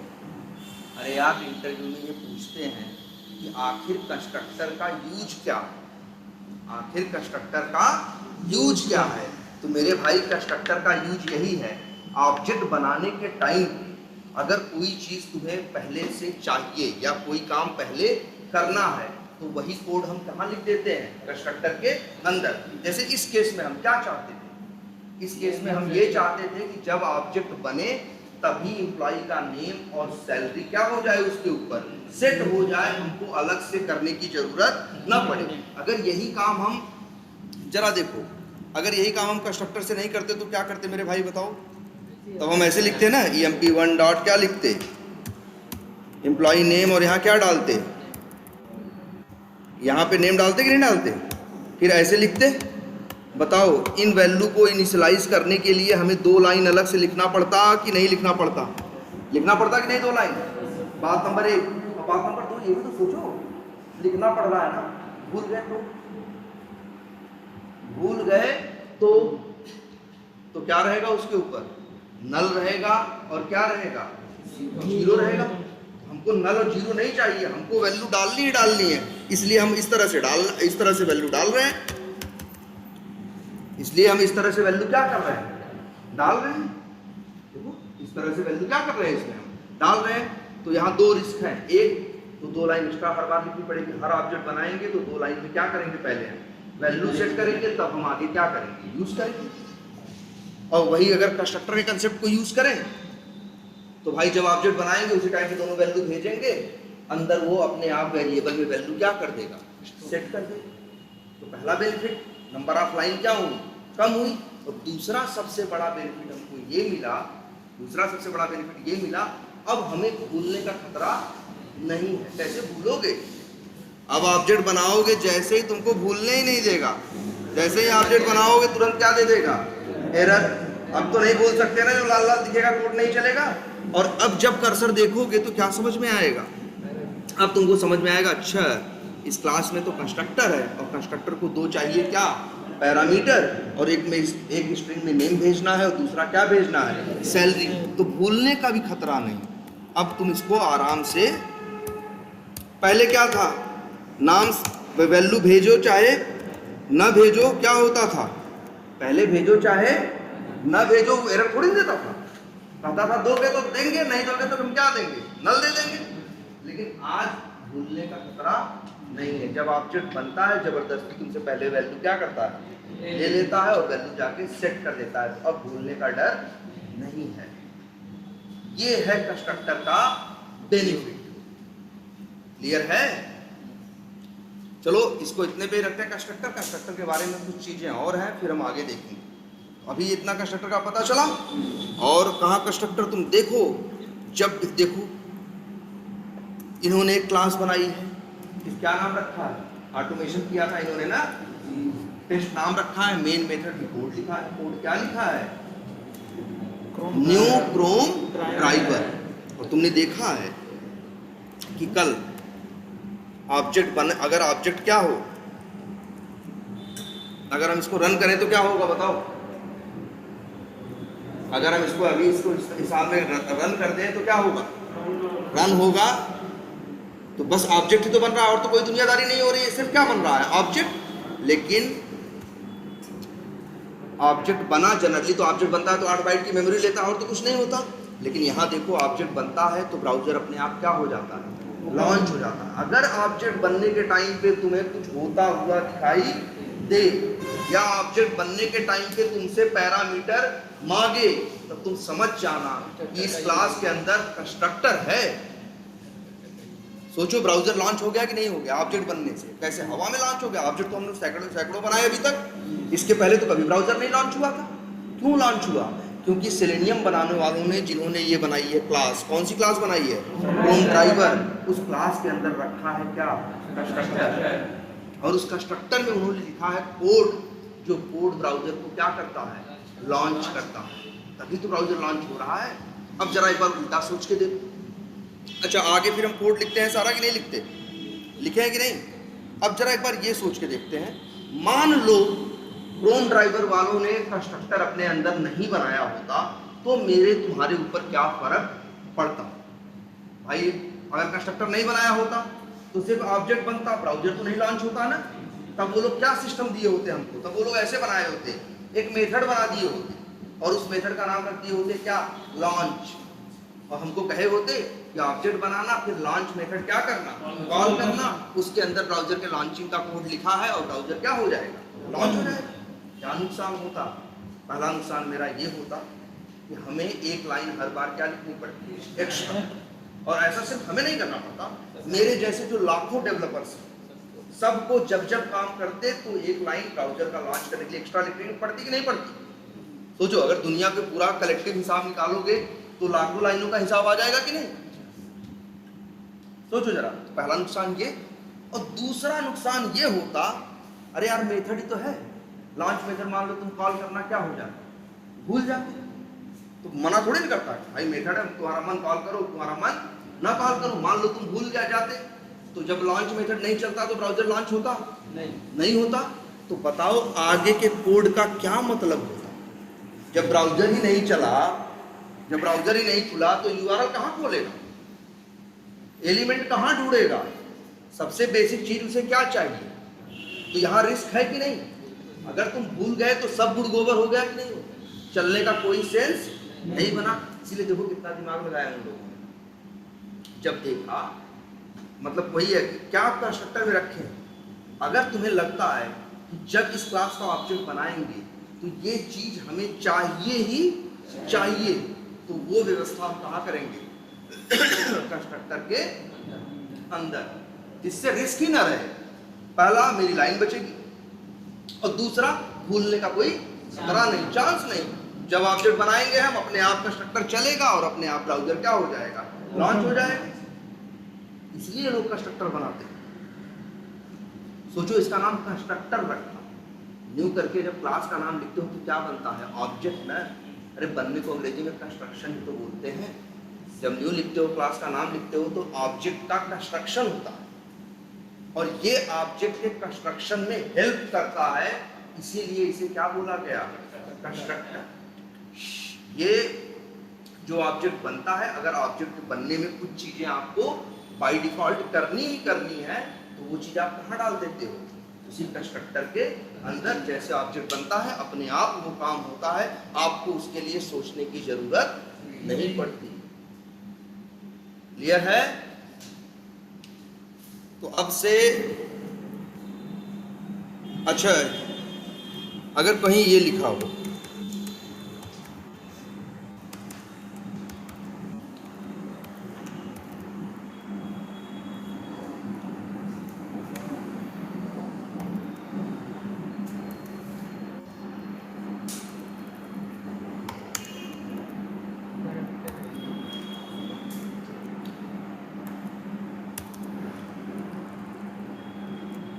बताओ, इस क्लास के अंदर कंस्ट्रक्टर है, ये ऑब्जेक्ट बन रहा है ना, इस क्लास के अंदर कंस्ट्रक्टर है क्योंकि तुम देख हो, तुम देख लियो इसलिए कह रहे हो हाँ सर जी है। मान लो एम्प्लॉय क्लास बना हुआ हम तुमको न दिखाए, बस सीधे ये लाइन इसी तरह से आए होते, लिख दिए होते, एम्प्लॉय क्लास को बनता हुआ तुमने नहीं देखा होता और यहाँ कोई एरर नहीं आती। तो जो जावा जानता है ना, उससे पूछते इसमें कंस्ट्रक्टर है, तो कहता हाँ जी है। तुमसे पूछते तुम्हें कैसे मालूम है, तुम तो देखे नहीं अंदर क्या है, तो कहेगा भैया तब ये पैरामीटर किसके लिए लेके जा रहे हो, ऑब्जेक्ट बनने के टाइम पे जो पैरामीटर है वो किसको मिलता है, कंस्ट्रक्टर को ही तो मिलता है। अगर तुम ऑब्जेक्ट बनाने के टाइम पे पैरामीटर भेज रहे हो तो नो डाउट वो किसको मिलेगा, कंस्ट्रक्टर को, और तभी तो मिलेगा जब कंस्ट्रक्टर अंदर होगा। अरे जबरदस्ती थोड़ी नहीं भेज सकते हो मेरे भाई। अरे अरे और क्या, देखो मान लो यहाँ का पैरामीटर नहीं है, तब भेज लोगे, तब एरर देगा, कहेगा भाई पैरामीटर हमको, कंस्ट्रक्टर कह रहा हमको पैरामीटर चाहिए, नहीं दे क्यों रहे हो। हाँ, तो इसलिए हम लोग ये देखो एकदम देख के पहचान जाते हैं। अगर किसी क्लास का हम लोग ऑब्जेक्ट बना, कोई दिखा हुआ है, हमने नहीं देखे अंदर का क्लास क्या है, किसी ने न्यू करके क्लास का ऑब्जेक्ट बनाया और ब्रैकेट में क्या भेज दिया है, पैरामीटर, हम तुरंत बोलते हैं इसके पास क्या है, कंस्ट्रक्टर है, और ये जो पैरामीटर है उसी कंस्ट्रक्टर के पास जाएगा, चाहो तो खोल के देख लो। याद रहेगी ये बात, इसलिए कह रहे हैं क्योंकि 2-3 क्लास के बाद एक केस ऐसा आएगा, अभी 2-3 क्लास के बाद एक केस ऐसा आएगा जहां ऐसा ही दिखाई देगा, तब आपको याद रखना है। तब हम पूछेंगे कि क्या है और क्या नहीं है, तो उस समय इस बात को याद रखना है। तो क्लियर हुआ इतना? अब कंस्ट्रक्टर का एक बेसिक आइडिया है, ठीक है। कोई पूछेगा कंस्ट्रक्टर क्या है, तो कह देना कंस्ट्रक्टर एक कोड ब्लॉक है जो ऑब्जेक्ट बनने के टाइम पे ऑटोमेटिकली चलता है। और फिर बोल देना कंस्ट्रक्टर 2 टाइप के होते हैं, डिफॉल्ट और पैरामीटराइज्ड। जिस कंस्ट्रक्टर में पैरामीटर नहीं होता उसे क्या बोलते हैं, डिफॉल्ट कंस्ट्रक्टर। जिस कंस्ट्रक्टर में पैरामीटर होता है उसे बोलते हैं क्या, पैरामीटराइज्ड कंस्ट्रक्टर। क्लियर है ये? मेथड की जरूरत ही कहाँ पड़ेगी किसमें? अरे तो क्यों, सारा काम कंस्ट्रक्टर में ही थोड़ी नहीं करते। ये तो है नहीं, print employee name, print employee salary, एक क्लास के अंदर 20 काम होते हैं ना, तो क्या बनाते हैं हम, 20 मेथड बनाते हैं ना। अब सब तुम कह रहे हो कि 20 का कोड ले आके सर जी कहाँ रख दो, कंस्ट्रक्टर में। 20 का कोड ले आके कहाँ रख दो, कंस्ट्रक्टर का। तो जब ऑब्जेक्ट बनाओगे तो 20 चीज चलेगी ना। अरे हमको नहीं जरूरत है 20 चीज की हर बार। तुम ही सोचो, सेलेनियम बनाने वालों ने क्या किया, सेलेनियम बनाने वालों ने, कंस्ट्रक्टर ने सिर्फ क्या मैनेज किया, ब्राउजर को लॉन्च करना, और बाकी की चीज तुम अपने हाथ से करो ना। जो तुम्हें करना है करो, जो तुम्हें नहीं करना है मत करो। तो ऐसा नहीं है कि सिर्फ कंस्ट्रक्टर ही क्लास में होगा।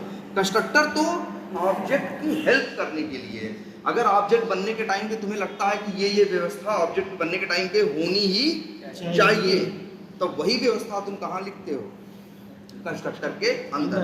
अगर तुम्हें लगता है, ध्यान से सुनना, अगर तुम्हें लगता है कि 90% केस में व्यवस्था चाहिए, 10% केस में व्यवस्था नहीं चाहिए, तो भैया हम कंस्ट्रक्टर में, तब हम कंस्ट्रक्टर नहीं बनाएंगे।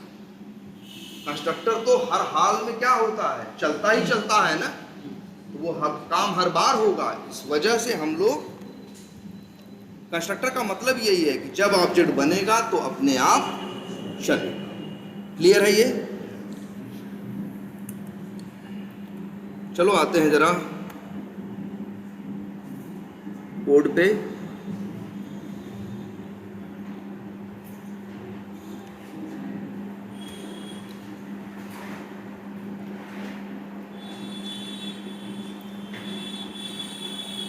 कहीं कोड लिखा है यहाँ पे? हैं? नहीं। हाँ हाँ। इसी मेथड में पैरामीटर डालते हैं, उसको जब मेथड कॉल करेंगे तो पैरामीटर पता चल जाता है उसके लिए कब आता है, स्ट्रिंग टाइप का लेगा कि नहीं टाइप। हाँ अभी आप कंस्ट्रक्टर का जो ऑब्जेक्ट बना है तो उसमें पैरामीटर डालेगा, हाँ उसमें नहीं दिखा रहा था कि स्ट्रिंग टाइप का इसमें ना दिखाएगा भाई। जो एम्प्लॉय का ऑब्जेक्ट बनाते हो ना, जरा आप बना के देखो। दुनिया पहले बताओ, माई टेस्ट का ऑब्जेक्ट बनाओ। किसका? माई टेस्ट का कैसे बनाओगे? न्यू एम वाई लिखोगे, माई टेस्ट लिख के सीधे आ गया, या मान लो एम लिखे,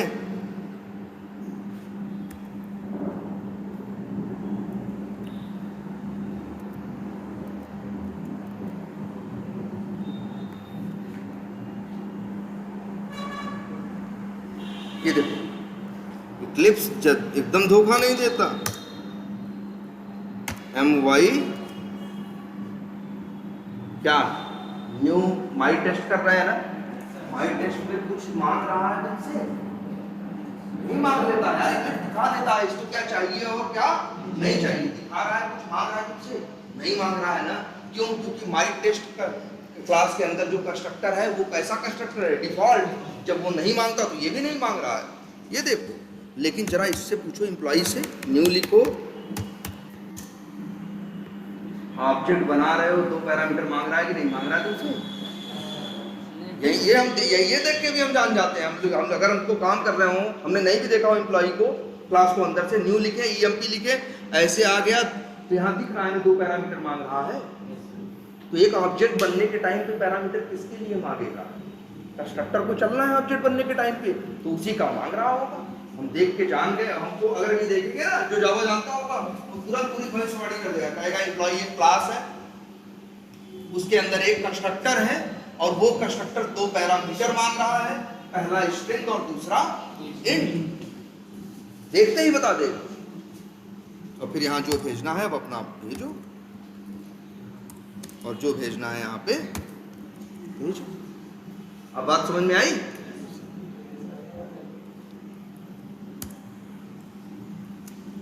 अच्छा ये देखते हैं,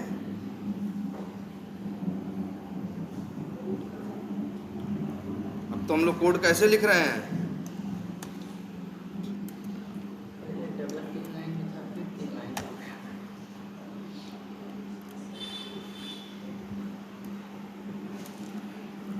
अब तो एक लाइन में लिखते हैं ना हम लोग, लेकिन हर चीज एक लाइन में नहीं। जैसे यहाँ लिख दिया, मान लो क्या, यूजर नेम, कंट्रोल और स्पेस साथ नहीं लिखते हैं। हाँ डायरेक्ट मेथड अपने हाथ से बना रहे हैं, मतलब न्यू एम्प्लॉई पैरेंथेसिस हाँ हाँ, तब कैसे पता चलेगा इसमें? तब नहीं पता चलेगा। जब इक्लिप्स से पूछोगे तब पता चलेगा कि अपने हाथ से ही जब सब करोगे तो भाई, अगर उससे मांगोगे वो तब बताएगा ना। अब तुम पूरा अपने हाथ से लिखोगे तो क्या आएगा भाई, लिख लो, हैं? हेल्प उससे मांगोगे तब तो देगा। अब मेथड का नाम है, डॉट लगाओगे, मेथड का नाम देता है, क्लिक करो तो खुद लिख देगा। अब तुम कहो नहीं क्लिक करेंगे, हम लिखेंगे, तो कहेगा भाई लिख लो। हाँ लिख लो, कुछ भी लिखो, चाहे जो लिखो। सही लिखोगे तो हम कंपाइल करेंगे, गलत लिखोगे तो हम क्या कर देंगे, रेड कलर से दिखा देंगे। बताओ ये कोड समझ में आ रहा है ना भाई? और कल क्या बताए थे, यूजर नेम को पहले क्या करेंगे हम लोग, हमेशा बस याद रखना, आज से जब भी किसी टेक्स्ट बॉक्स में कुछ लिखना तो सबसे पहले क्या यूज करना, क्लियर।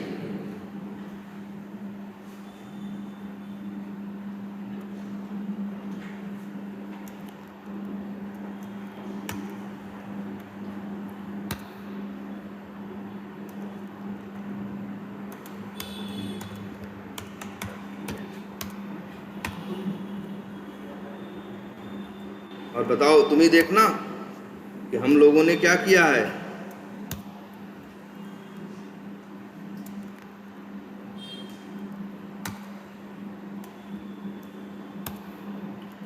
देखो हमने यूजर नेम के वेब एलिमेंट को 2 बार यूज करना था, इसीलिए वेरिएबल में क्या किया, स्टोर किया, फिर क्लियर और सेंड कीज किया। पासवर्ड को भी 2 बार यूज करना था पासवर्ड के वेब एलिमेंट को, इसीलिए हमने क्या किया, स्टोर किया। लेकिन सबमिट बटन पे बस एक लॉगिन बटन पे एक बार क्लिक करके आगे बढ़ जाना था, इसीलिए उसको स्टोर नहीं किया, सीधे एक लाइन में क्या कर दिया, कोड लिख दिया। अब रन करते हैं जरा।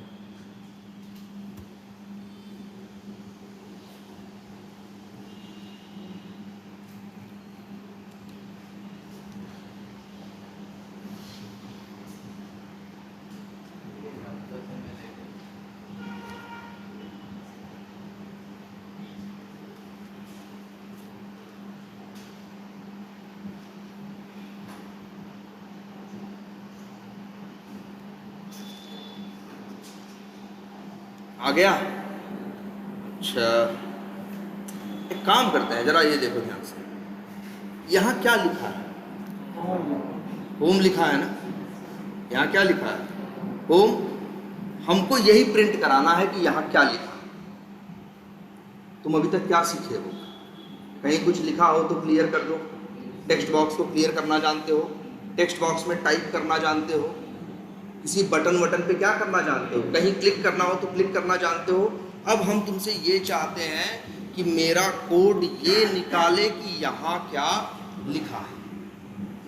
याद रखना, पेज पे जो कुछ है सबको हम लोग क्या बोलते हैं, वेब एलिमेंट। एक वेब एलिमेंट जैसे वो टेक्स्ट बॉक्स में क्या है, वेब एलिमेंट है।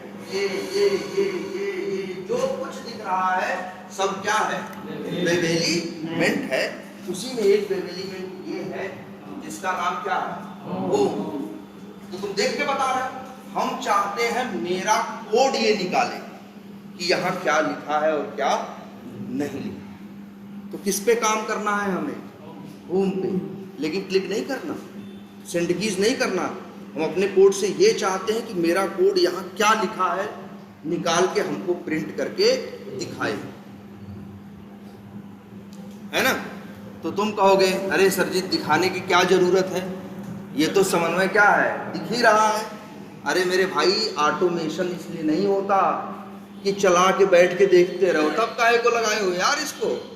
और तुम तो अभी एक छोटी सी स्क्रिप्ट बना रहे हो और 2 मिनट चलती है, हम लोग का ऑटोमेशन 12-12 घंटे चलता है। तो हम बैठ के देखेंगे तो फिर काहे का ऑटोमेशन किए, तो इससे अच्छा तो हाथ ही से कर लेते। हम लोग का ऑटोमेशन ऐसे चलता है कि चला के हट गए, अब अपना जो काम करना है दूसरा काम करते रहो। जब रिजल्ट आना होगा, जितना होगा 4 घंटे बाद, 8 घंटे बाद, 12 घंटे बाद, जितना था सब कुछ क्या होगा, चल चुका होगा और रिजल्ट में सारी डिटेल आ चुकी है। तब हम वो रिजल्ट चेक करते हैं कि क्या सही था और क्या गलत था। अगर हम सामने बैठ के देखें तो काहे का ऑटोमेशन। अगर हम, मशीन का क्या मतलब होता है कि भाई लगा दिया काम पे, अब वो क्या कर रहा है ना। तो हमारा ऑटो, तो इसलिए हमको चाहिए क्योंकि हम चला के बैठ के देखते नहीं रहेंगे, हम चला के हट के दूसरा कुछ करने लगेंगे। या हम लोग को जैसे टेस्टिंग करनी होती है, ऑटोमेशन टेस्टिंग क्या है, हम लोग वहाँ ऑफिस में बैठे हैं, पहले भी रहते थे तो दिन भर हम अपना नया काम करते थे। जब हमको टेस्ट करना होता था ना, शाम को ऑफिस से जाने से पहले ऑटोमेशन को चला के चले जाते थे घर। अब जो भाई शाम को 6 बजे निकल गए, अब दूसरे दिन फिर सुबह 10 बजे पहुंचे, तब तक सब चल चुका होता था, सारा रिजल्ट आ चुका होता था। फिर हम लोग सुबह आके वही अपना रिजल्ट क्या करते थे, चेक करते थे कि क्या सही था क्या गलत था। तो ऑटोमेशन, अभी देखो जब तुम कोड लिखते हो तब तो तुम चलाते देखते सब कुछ हो, लेकिन जब एक बार तुम कोड लिख लेते हो और तुम्हें कॉन्फिडेंस आ जाता है कि तुम्हारा कोड एकदम परफेक्ट है, तो अब उसको चला के हट जाओ यार, तुम नहीं बैठ के देखने की जरूरत है। तो हम चाहते हैं मेरा कोड ये निकाले कि यहाँ क्या लिख के आ रहा है। वीडियो डिस्टर्ब तो नहीं हुआ होगा। तो अब यहाँ कोड लिखना है, बताओ कोड किस पे लिखना, किसके लिए कोड लिखना है, होम के लिए ना, होम के लिए लिखना है ना। तो क्या सिखाए हैं तुमको, चाहे किसी के लिए भी कोड लिखना हो, जो भी यहाँ पेज पे तुमको दिखता है तो पहला है तुम्हें उसे क्या करना पड़ेगा, इंस्पेक्ट। भाई जैसे बटन पे क्लिक करना था तो बटन को क्या कर रहे थे, इंस्पेक्ट ना। इस पे लिखना है तो इसको क्या करते हो, इंस्पेक्ट ना। तो मेरे भाई अगर इसके साथ भी कुछ करना है तो सबसे पहला काम क्या है, इसे राइट क्लिक करो और क्या करो, इंस्पेक्ट करो। पहली बार करते हो तो सही से इंस्पेक्ट नहीं होता, ना हो घबराना मत, राइट क्लिक करके क्या करना, दोबारा करना। अब ये आ गया, क्या है देखते हैं भाई इसके बारे में। एक्सपाथ लिखना याद है ना, इसका टैग क्या है, ए है, और क्लास क्या है, HDR लिंक। तो एक्सपाथ बनाएं, देखो क्लास की वैल्यू क्या कर लेते हैं, कॉपी, और लिखते हैं एक्सपाथ। कैसे लिखते हैं, डबल स्लैश टैग नेम क्या है, ए, फिर @ क्या, क्लास इक्वल्स टू क्लास की वैल्यू 1/1 आ गया कि नहीं आ गया। और इसके बाद यहाँ कर्सर लेके गए तो सही जगह क्या कर दिया, हाईलाइट कर दिया, तो हम कंफर्म हो गए मेरा एक्सपाथ क्या है, सही है। बोलो समझ में आ रही बात ना। अब आगे क्या करें, ड्राइवर डॉट क्या, find element by dot XPath, और एक्सपाथ की वैल्यू यहाँ पे। ये तो पता है ना यार, किसी एलिमेंट पे कुछ भी करना होगा, पहला काम यही है कि आपको उसको ढूंढना होगा, आपको उसे क्या करना होगा, ढूंढना होगा। तो ये ड्राइवर डॉट फाइंड एलिमेंट क्या रिटर्न करके देगा, वेब एलिमेंट का ऑब्जेक्ट। ये तो नहीं भूले हो ना। इसका नाम रख देते हैं WE होम। WE रख दिए क्या, होम। अब बताओ ये क्या नाम है इसका, WE होम। ये क्या है, ये किसका, WE होम के पास किसका ऑब्जेक्ट है, वेब एलिमेंट का। यार अगर इसका टाइप वेब एलिमेंट है तो ऑब्जेक्ट इसमें कौन सा होगा, वेब एलिमेंट का ही होगा ना। आगे डॉट लगाते हैं, मेथड किसके आएंगे, वेब एलिमेंट के। यार WE होम में जब ऑब्जेक्ट किसका है, वेब एलिमेंट का है, तो मेथड भी किसके आएंगे। भाई ये देखो बार बार पूछते हो, कई लोग ऐसे देखते हो जैसे कोई नई चीज बता दी है, रोज बताते हैं यही बात ना, तो थोड़ा ध्यान दो यार। ये तो बेसिक बात तो याद ही रखो, WE होम के पास क्या है, वेब एलिमेंट का ऑब्जेक्ट। क्यों, अरे यार इसका जब टाइप वेब एलिमेंट है तो ऑब्जेक्ट भी किसका होगा, वेब एलिमेंट का ही होगा ना। जब वेब एलिमेंट WE होम के पास ऑब्जेक्ट वेब एलिमेंट का होगा तो मेथड तो भी वेब एलिमेंट का ही दिखाएगा ना यार, दूसरे का थोड़ी दिखा देगा। और वही मेथड जानते हो, क्लियर, और क्या जानते हो, क्लिक, सेंड कीज। एक नया मेथड देखो,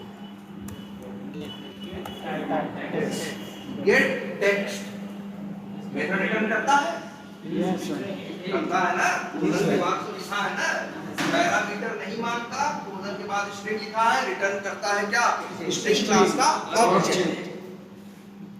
तो लो,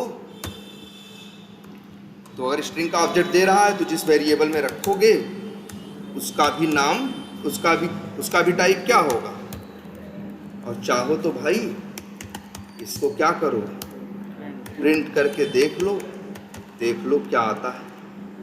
तो देखो अब हम आँख से नहीं निकाल रहे, आँख बंद भी कर ले तब भी मेरा कोड उसका टेक्स्ट निकाल के कंसोल पे प्रिंट कर देगा। हमें यहाँ बैठ के देखने की जरूरत नहीं है।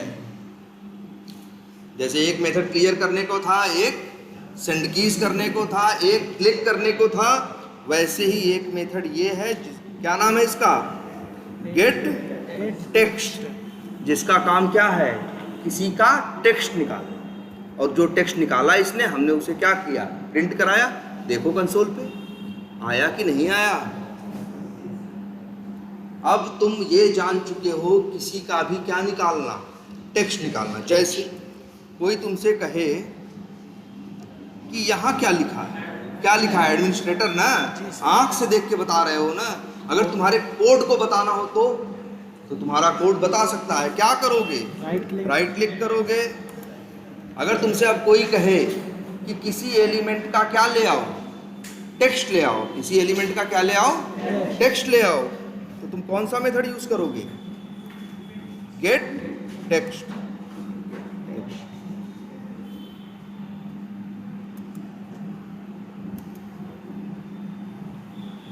जैसे ये ये एलिमेंट है ना, यही है ना, इसको इंस्पेक्ट किया है। टाइप क्या है, स्पैन। क्लास क्या है, यूजर नेम। एक्सपाथ देखें इसका लिख के, control F double slash span text नहीं क्या था, @ class equals to single quotes के अंदर क्लास की वैल्यू जो कि क्या है 1/1 आ गया कि ना, सही जगह हाईलाइट कर रहा है ना, तो मतलब और सब परफेक्ट है। कॉपी किया और फिर इसका लिखते हैं, ऐसे भी लिख सकते हैं। देखो क्या लिखें, ड्राइवर डॉट सॉरी क्या फाइंड एलिमेंट आगे बाई डॉट एक्सपाथ ना, ठीक।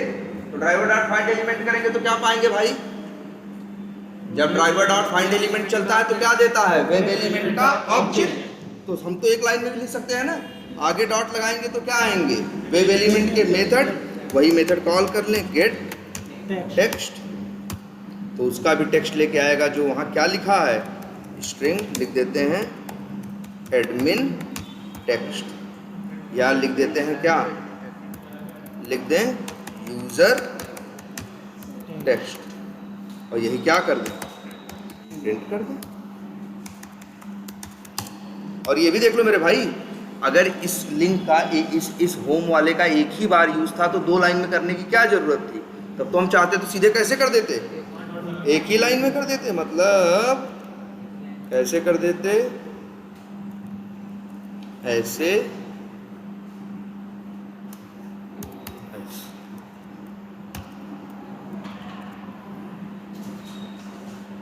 ठीक, और रन करिए। अब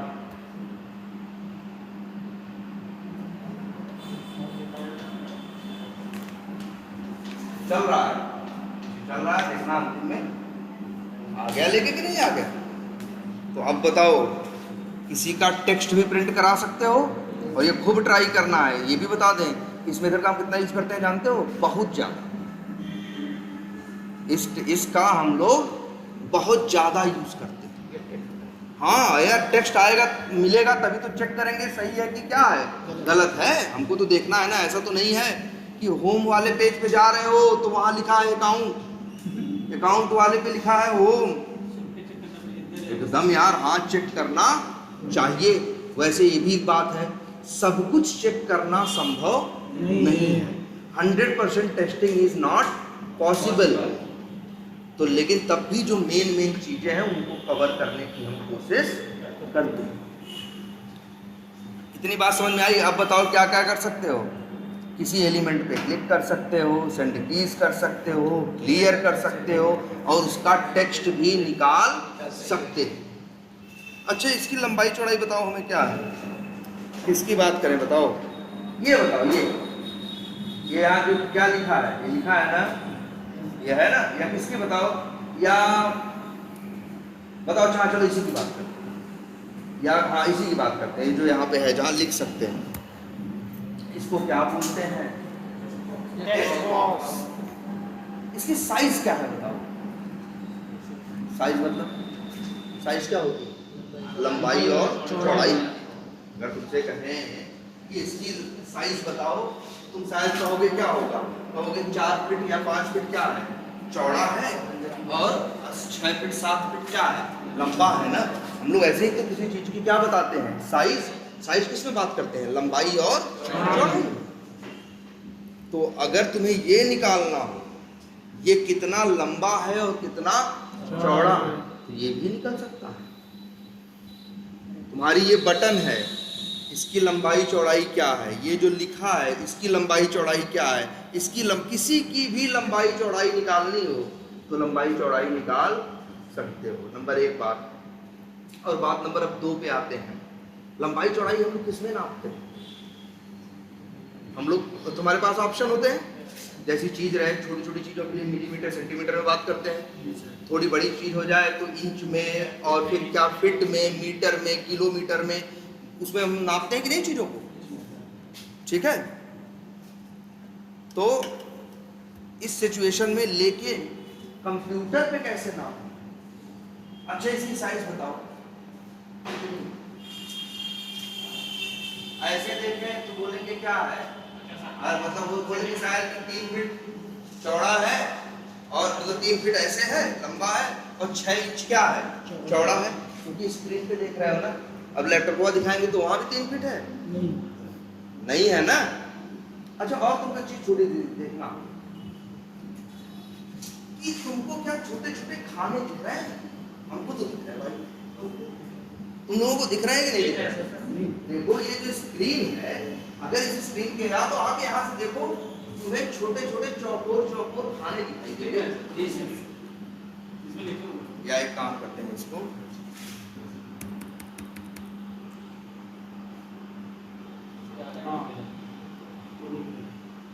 अभी भी यही या तो नजदीक से आके देखो, छोटे छोटे छोटे छोटे क्या दिख रहे हैं?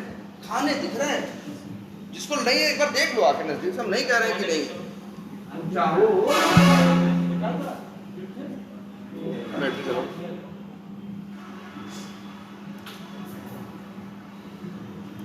कभी कोई फोटो लो और उसको बहुत बड़ा करते चले जाओ, जूम करते चले जाओ, तब उसमें कुछ चौकोर चौकोर टाइप की चीजें दिखने लगेगी, वही यही है वो खाने। और जानते हो इसको क्या बोलते हैं? इसी को बोलते हैं पिक्सल। इसी को क्या बोलते हैं? पिक्सल। पिक्सल का मतलब क्या होता है? छोटे छोटे खाने। जितनी ज्यादा, हाँ बोल क्या कर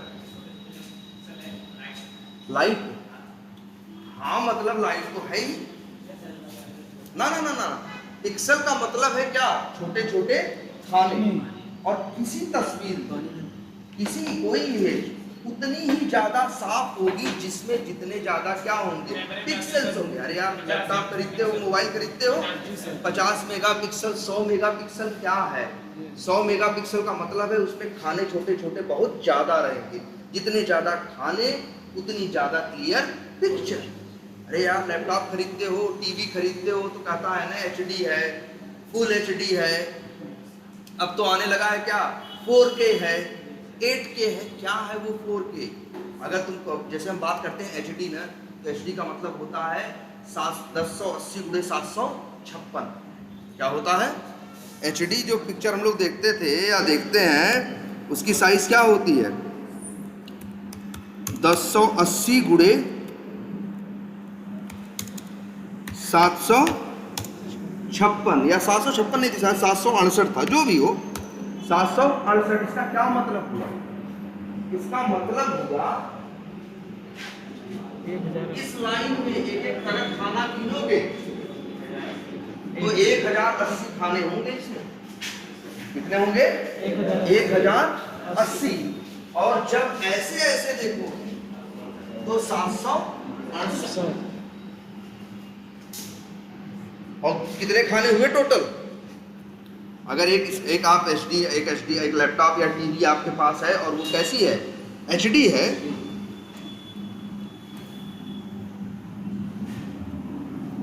हेलो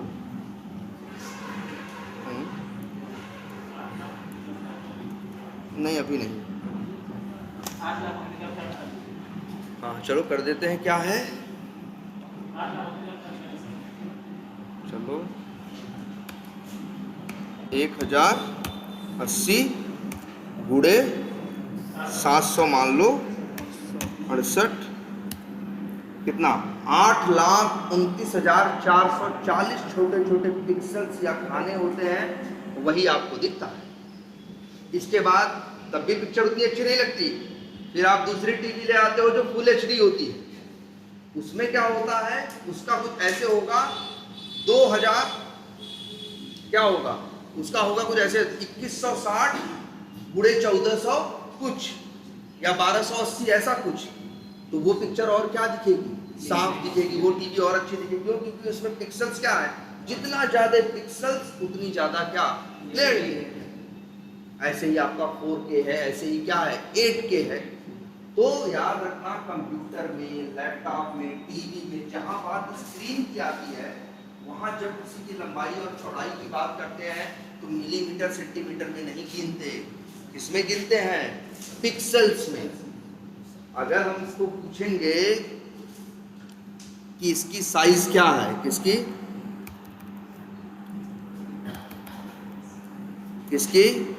इस टेक्स्ट बॉक्स की साइज क्या है, तो जो हम पता करेंगे तो वो किसमें होगा, पिक्सेल्स में।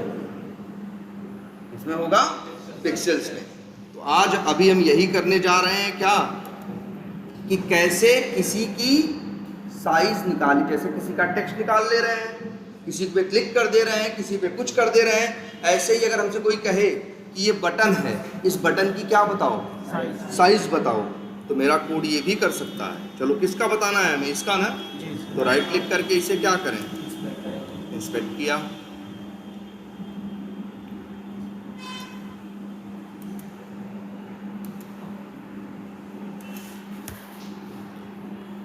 क्या है इसका टैग, इनपुट, टाइप, नेम क्या है, ये है, वैल्यू है, क्लास है, बहुत कुछ है ना। चलो नेम ट्राई मार के देखते हैं।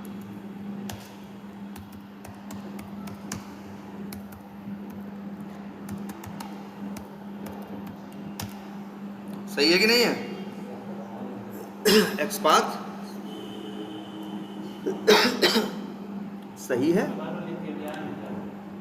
और यहाँ कर्सर ले गए तो हाईलाइट कर रहा है कि नहीं कर रहा है, सब कुछ सही है।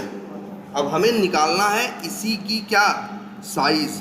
अरे यार है तो ये एक एलिमेंट ही है ना, तो काम कैसे करोगे, दिख रहा है ना सबको। Driver dot find element by dot XPath, ये और डॉट लगाओ तो मेथड आते हैं ना मेरे भाई, आते हैं कि नहीं आते। Click, send keys, gate text, clear, dot लगाओ, एक मेथड और आता है,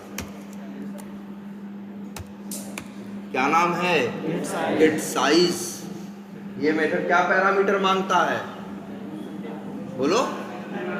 अरे कुछ नहीं मांगता यार, कितनी बार बताएं, भैया कहाँ कुछ मांग रहा, मांगेगा किसी ब्रैकेट में दोगे ना, कहीं और दे दोगे, दिख तो रहा है कुछ नहीं मांग रहा है, तो साफ साफ बोलो ना।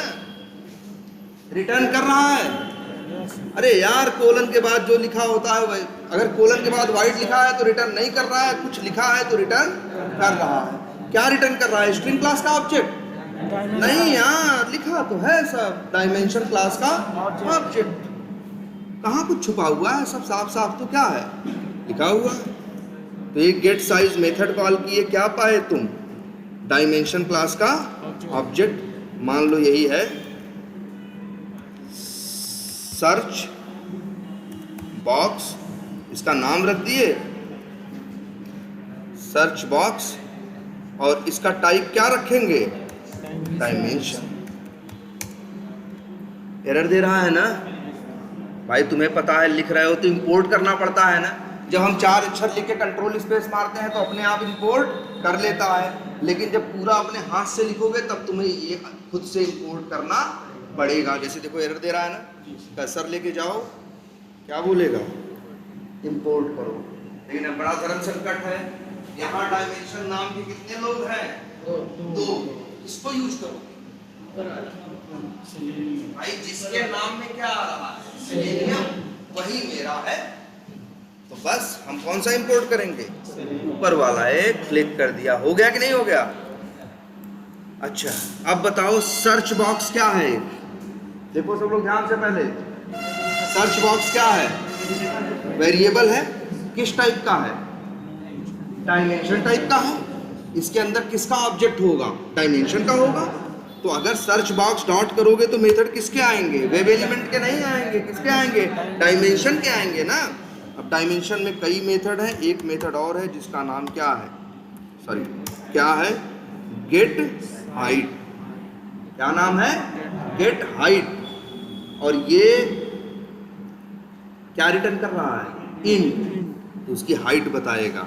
इंट दे रहा है ना, तो एक वेरिएबल में क्या कर ले, इंट हाइट को, हाइट किसको बोलते हैं भाई, हाँ हाइट माने जो ऐसे ऐसे में ये क्या है, हाइट है, और जो ऐसे ऐसे में ये क्या है, विड्थ है। हाइट ऐसे होती है और ऐसे जो होती है इसे क्या बोलते हैं, विड्थ।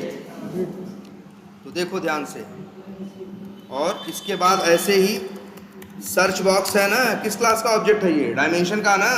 तो आगे डॉट लगाओगे तो मेथड किसके आएंगे? डायमेंशन के आएंगे ना। तो डायमेंशन का एक मेथड और है जिसका नाम क्या है? Get width. इसको भी एक वेरिएबल में स्टोर कर लो, और चाहो तो अब क्या करो, प्रिंट कर लो हाइट और क्या बताओ इच्छा, इसकी लंबाई ज़्यादा है या चौड़ाई, ये सॉरी इसकी हाइट ज़्यादा है या इसकी विड्थ ज़्यादा है? विड्थ ना, हाइट कम है विड्थ ज़्यादा है, तुमको दिखाई भी देगा यार। अब रुको चलाते हैं, बताओ ये चीज़ कैसे तुम नाप पाते हो? तुमसे कोई कहता है इसकी वो बताओ कैसे पिक्सल गिनते हैं? सेलेनियम है, मेरा कोड है, जो तुम क्या करेगा? कह रहा है 15 पिक्सल ऊंचाई है और 304 पिक्सल क्या है? चौड़ाई है। अब तुम किसी की भी साइज निकाल सकते हो, किसी की भी। कोई अब तुम लोग को ये खुद ट्राई करना है, बहुत से एलिमेंट है ना, उन एलिमेंट का एक्स पाथ लिखो और उनकी साइज निकालो, अलग अलग आएगी। सबकी साइज क्या आएगी? अलग अलग आएगी। क्लियर है इतना? तो ये सबको ट्राई करना है। क्लियर? अच्छा है, एक चीज और बताते हैं। वो क्या? अच्छा ये बताओ कहाँ है तुम? कहाँ हो? क्लास में हो, ठीक है। क्या पोजीशन है तुम्हारी, किस जगह? नहीं स्टूडेंट हो तो सही है, किस लोकेशन पे हो? फ्रंट मतलब एग्जैक्ट लोकेशन बताओ। क्लास के बेंच पे बैठे हुए फर्स्ट। ये एग्जैक्ट लोकेशन नहीं है। ये भी सुनो, अब ध्यान से इस बात को सुनो। जब भी कोई तुमसे कहे कि यार इसकी एग्जैक्ट लोकेशन बताओ, तो तुम पहले ये कहोगे कि कहाँ से बताएं। यहाँ से कहेंगे तो अलग है, वहां से कहेंगे तो अलग है, वहां से कहेंगे तो अलग है, इनके पास से कहेंगे तो अलग है। इसीलिए पहले वो एक पॉइंट चाहिए होगा जहां से नापना क्या किया जाए, स्टार्ट किया जाए। अब जैसे ये इतना बड़ा हॉल है, हमको डिसाइड करना होगा ना, हमको मान लो सबकी लोकेशन बतानी है। अब अलग अलग जगह से बताओगे तो लोकेशन सबकी क्या आएगी? अलग अलग आएगी ना।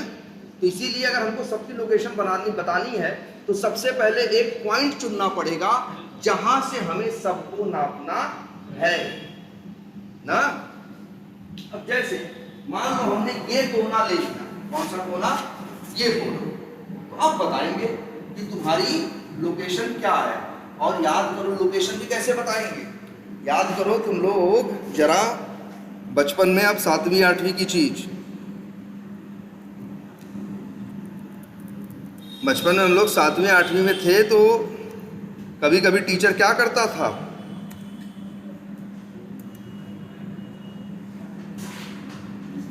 एक मिनट,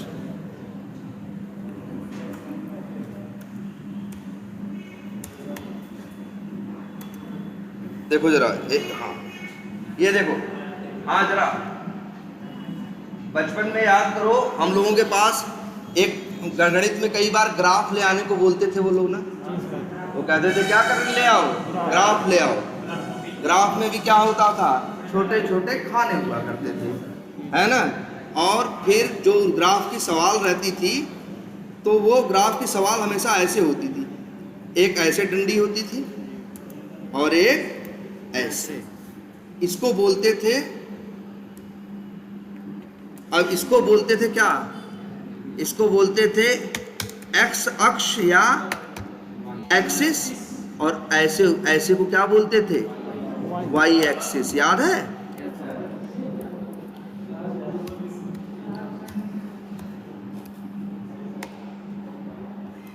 बोलो, यही होता था ना, एक्स एक्सिस और वाई एक्सिस। अक्सर वो सवाल देता था जब गणित का टीचर, तो कहता था जैसे मान लो यहीं पे है एक पॉइंट, अब कहता था इसकी लोकेशन बताओ, इसकी लोकेशन बताओ। तो हम लोकेशन ऐसे नहीं नापते थे, याद करो, हम लोग ऐसे नापते थे। कैसे? जो वो गिनते थे पिक्सल, तो कैसे गिनते थे? इधर गिनते थे, इसको बोलते थे क्या? वाई।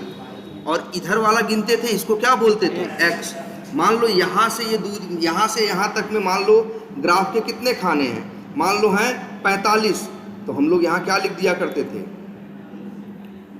यहाँ ये 45 है और ये मान लो क्या है 65 है, तो हमसे कोई पूछता था पॉइंट की लोकेशन बताओ, तो हम लोग गणित में ऐसे लिखते थे 45, 65, मतलब x पे 45 है, y पे 65 है, ऐसे लोकेशन निकाली जाती है। याद आ रहा है कि नहीं कुछ? हम बहुत बड़ा गणित में नहीं कुछ था, बस सिंपल ये रहता था, वही ग्राफुआ में हम लोग क्या करते थे, धीरे धीरे गिन के बस यही लिख देते थे 45, 65। ऐसे ही तो चीजों को हम लोग रिप्रेजेंट करते थे। अब जरा ध्यान से देखो, हमें क्या निकालना है, सुनो, हमें निकालना है ये जो दिख रहा है, क्या है, चैट नाम की एक बटन दिख रही है, ये चैट नाम की बटन की हमको निकालना है क्या, लोकेशन। तो लोकेशन अगर किसी की निकालना होगा तो पहले एक पॉइंट मानना पड़ेगा। जैसे यहाँ ग्राफ में इस पॉइंट को क्या मानते थे, 0,0, ये वाला पॉइंट होता था ना, और यहीं से फिर क्या करते थे हम, ऐसे ऐसे करके गिनते थे। तो यहाँ जरा आप देखो ना अपना, अगर तुमसे कोई पूछे ये कहाँ है, इस चैट की लोकेशन बताओ, तो देखो इस कोने से नापोगे तो अलग लोकेशन आएगी, इस कोने से नापोगे तो अलग आएगी, नीचे से नापोगे तो अलग आएगी, उधर से नापोगे तो अलग आएगी। अब आज से याद रख लो, कंप्यूटर में सेलेनियम हो या कंप्यूटर, कहाँ से नापता है मालूम है, टॉप लेफ्ट कॉर्नर। क्या बोले, टॉप लेफ्ट कॉर्नर। टॉप मतलब ऊपर, लेफ्ट मतलब इधर, कॉर्नर मतलब कोना। मतलब हर दूरी कहाँ से नापी जाएगी, यहां से। अब हमको यही निकालना है कि इस टॉप लेफ्ट कॉर्नर से इसकी दूरी क्या है, और इसकी दूरी दो पार्ट में बताई जाएगी, x और y। लोकेशन हमेशा किसमें आती है, x और y में। तो चलो निकालते हैं इनकी लोकेशन।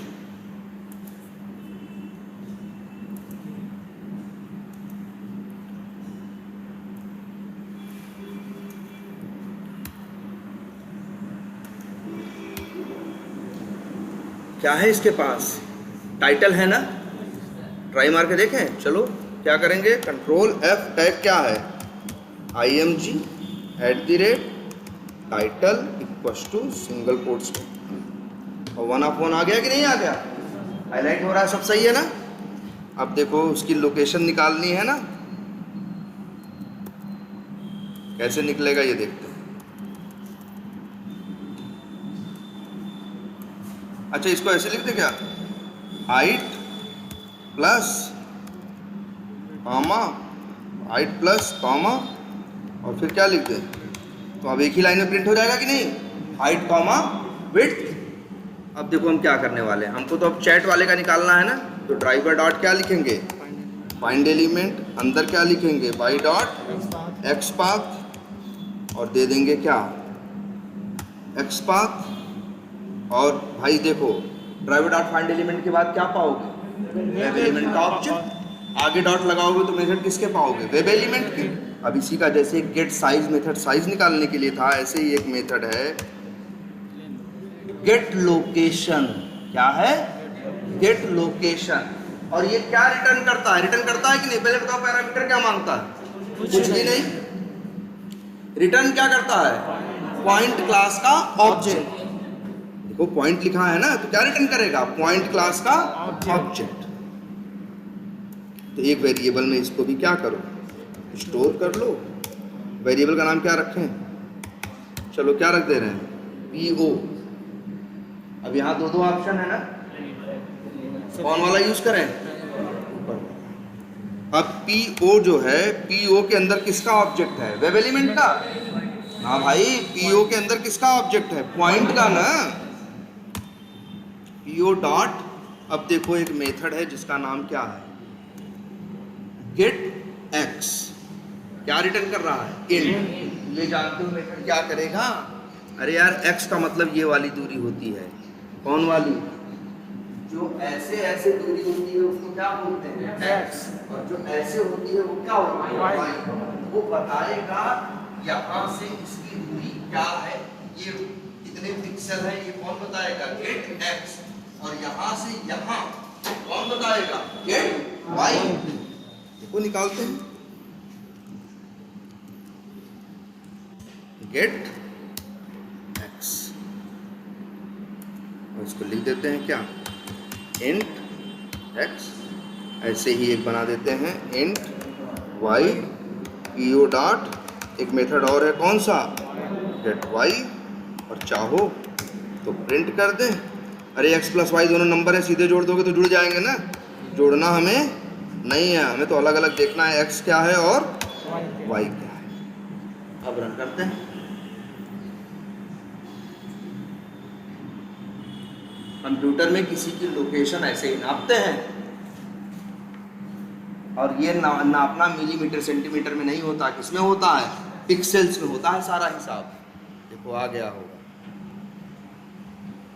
266 और 87, एक्स कितना है 266, वाई कितना है 87, और ये दिख भी रहा है मेरे भाई, इधर से इधर की दूरी ज्यादा है कि नहीं है, और ऊपर से नीचे की दूरी कम है ना, तभी क्या आ रहा है 266, 87।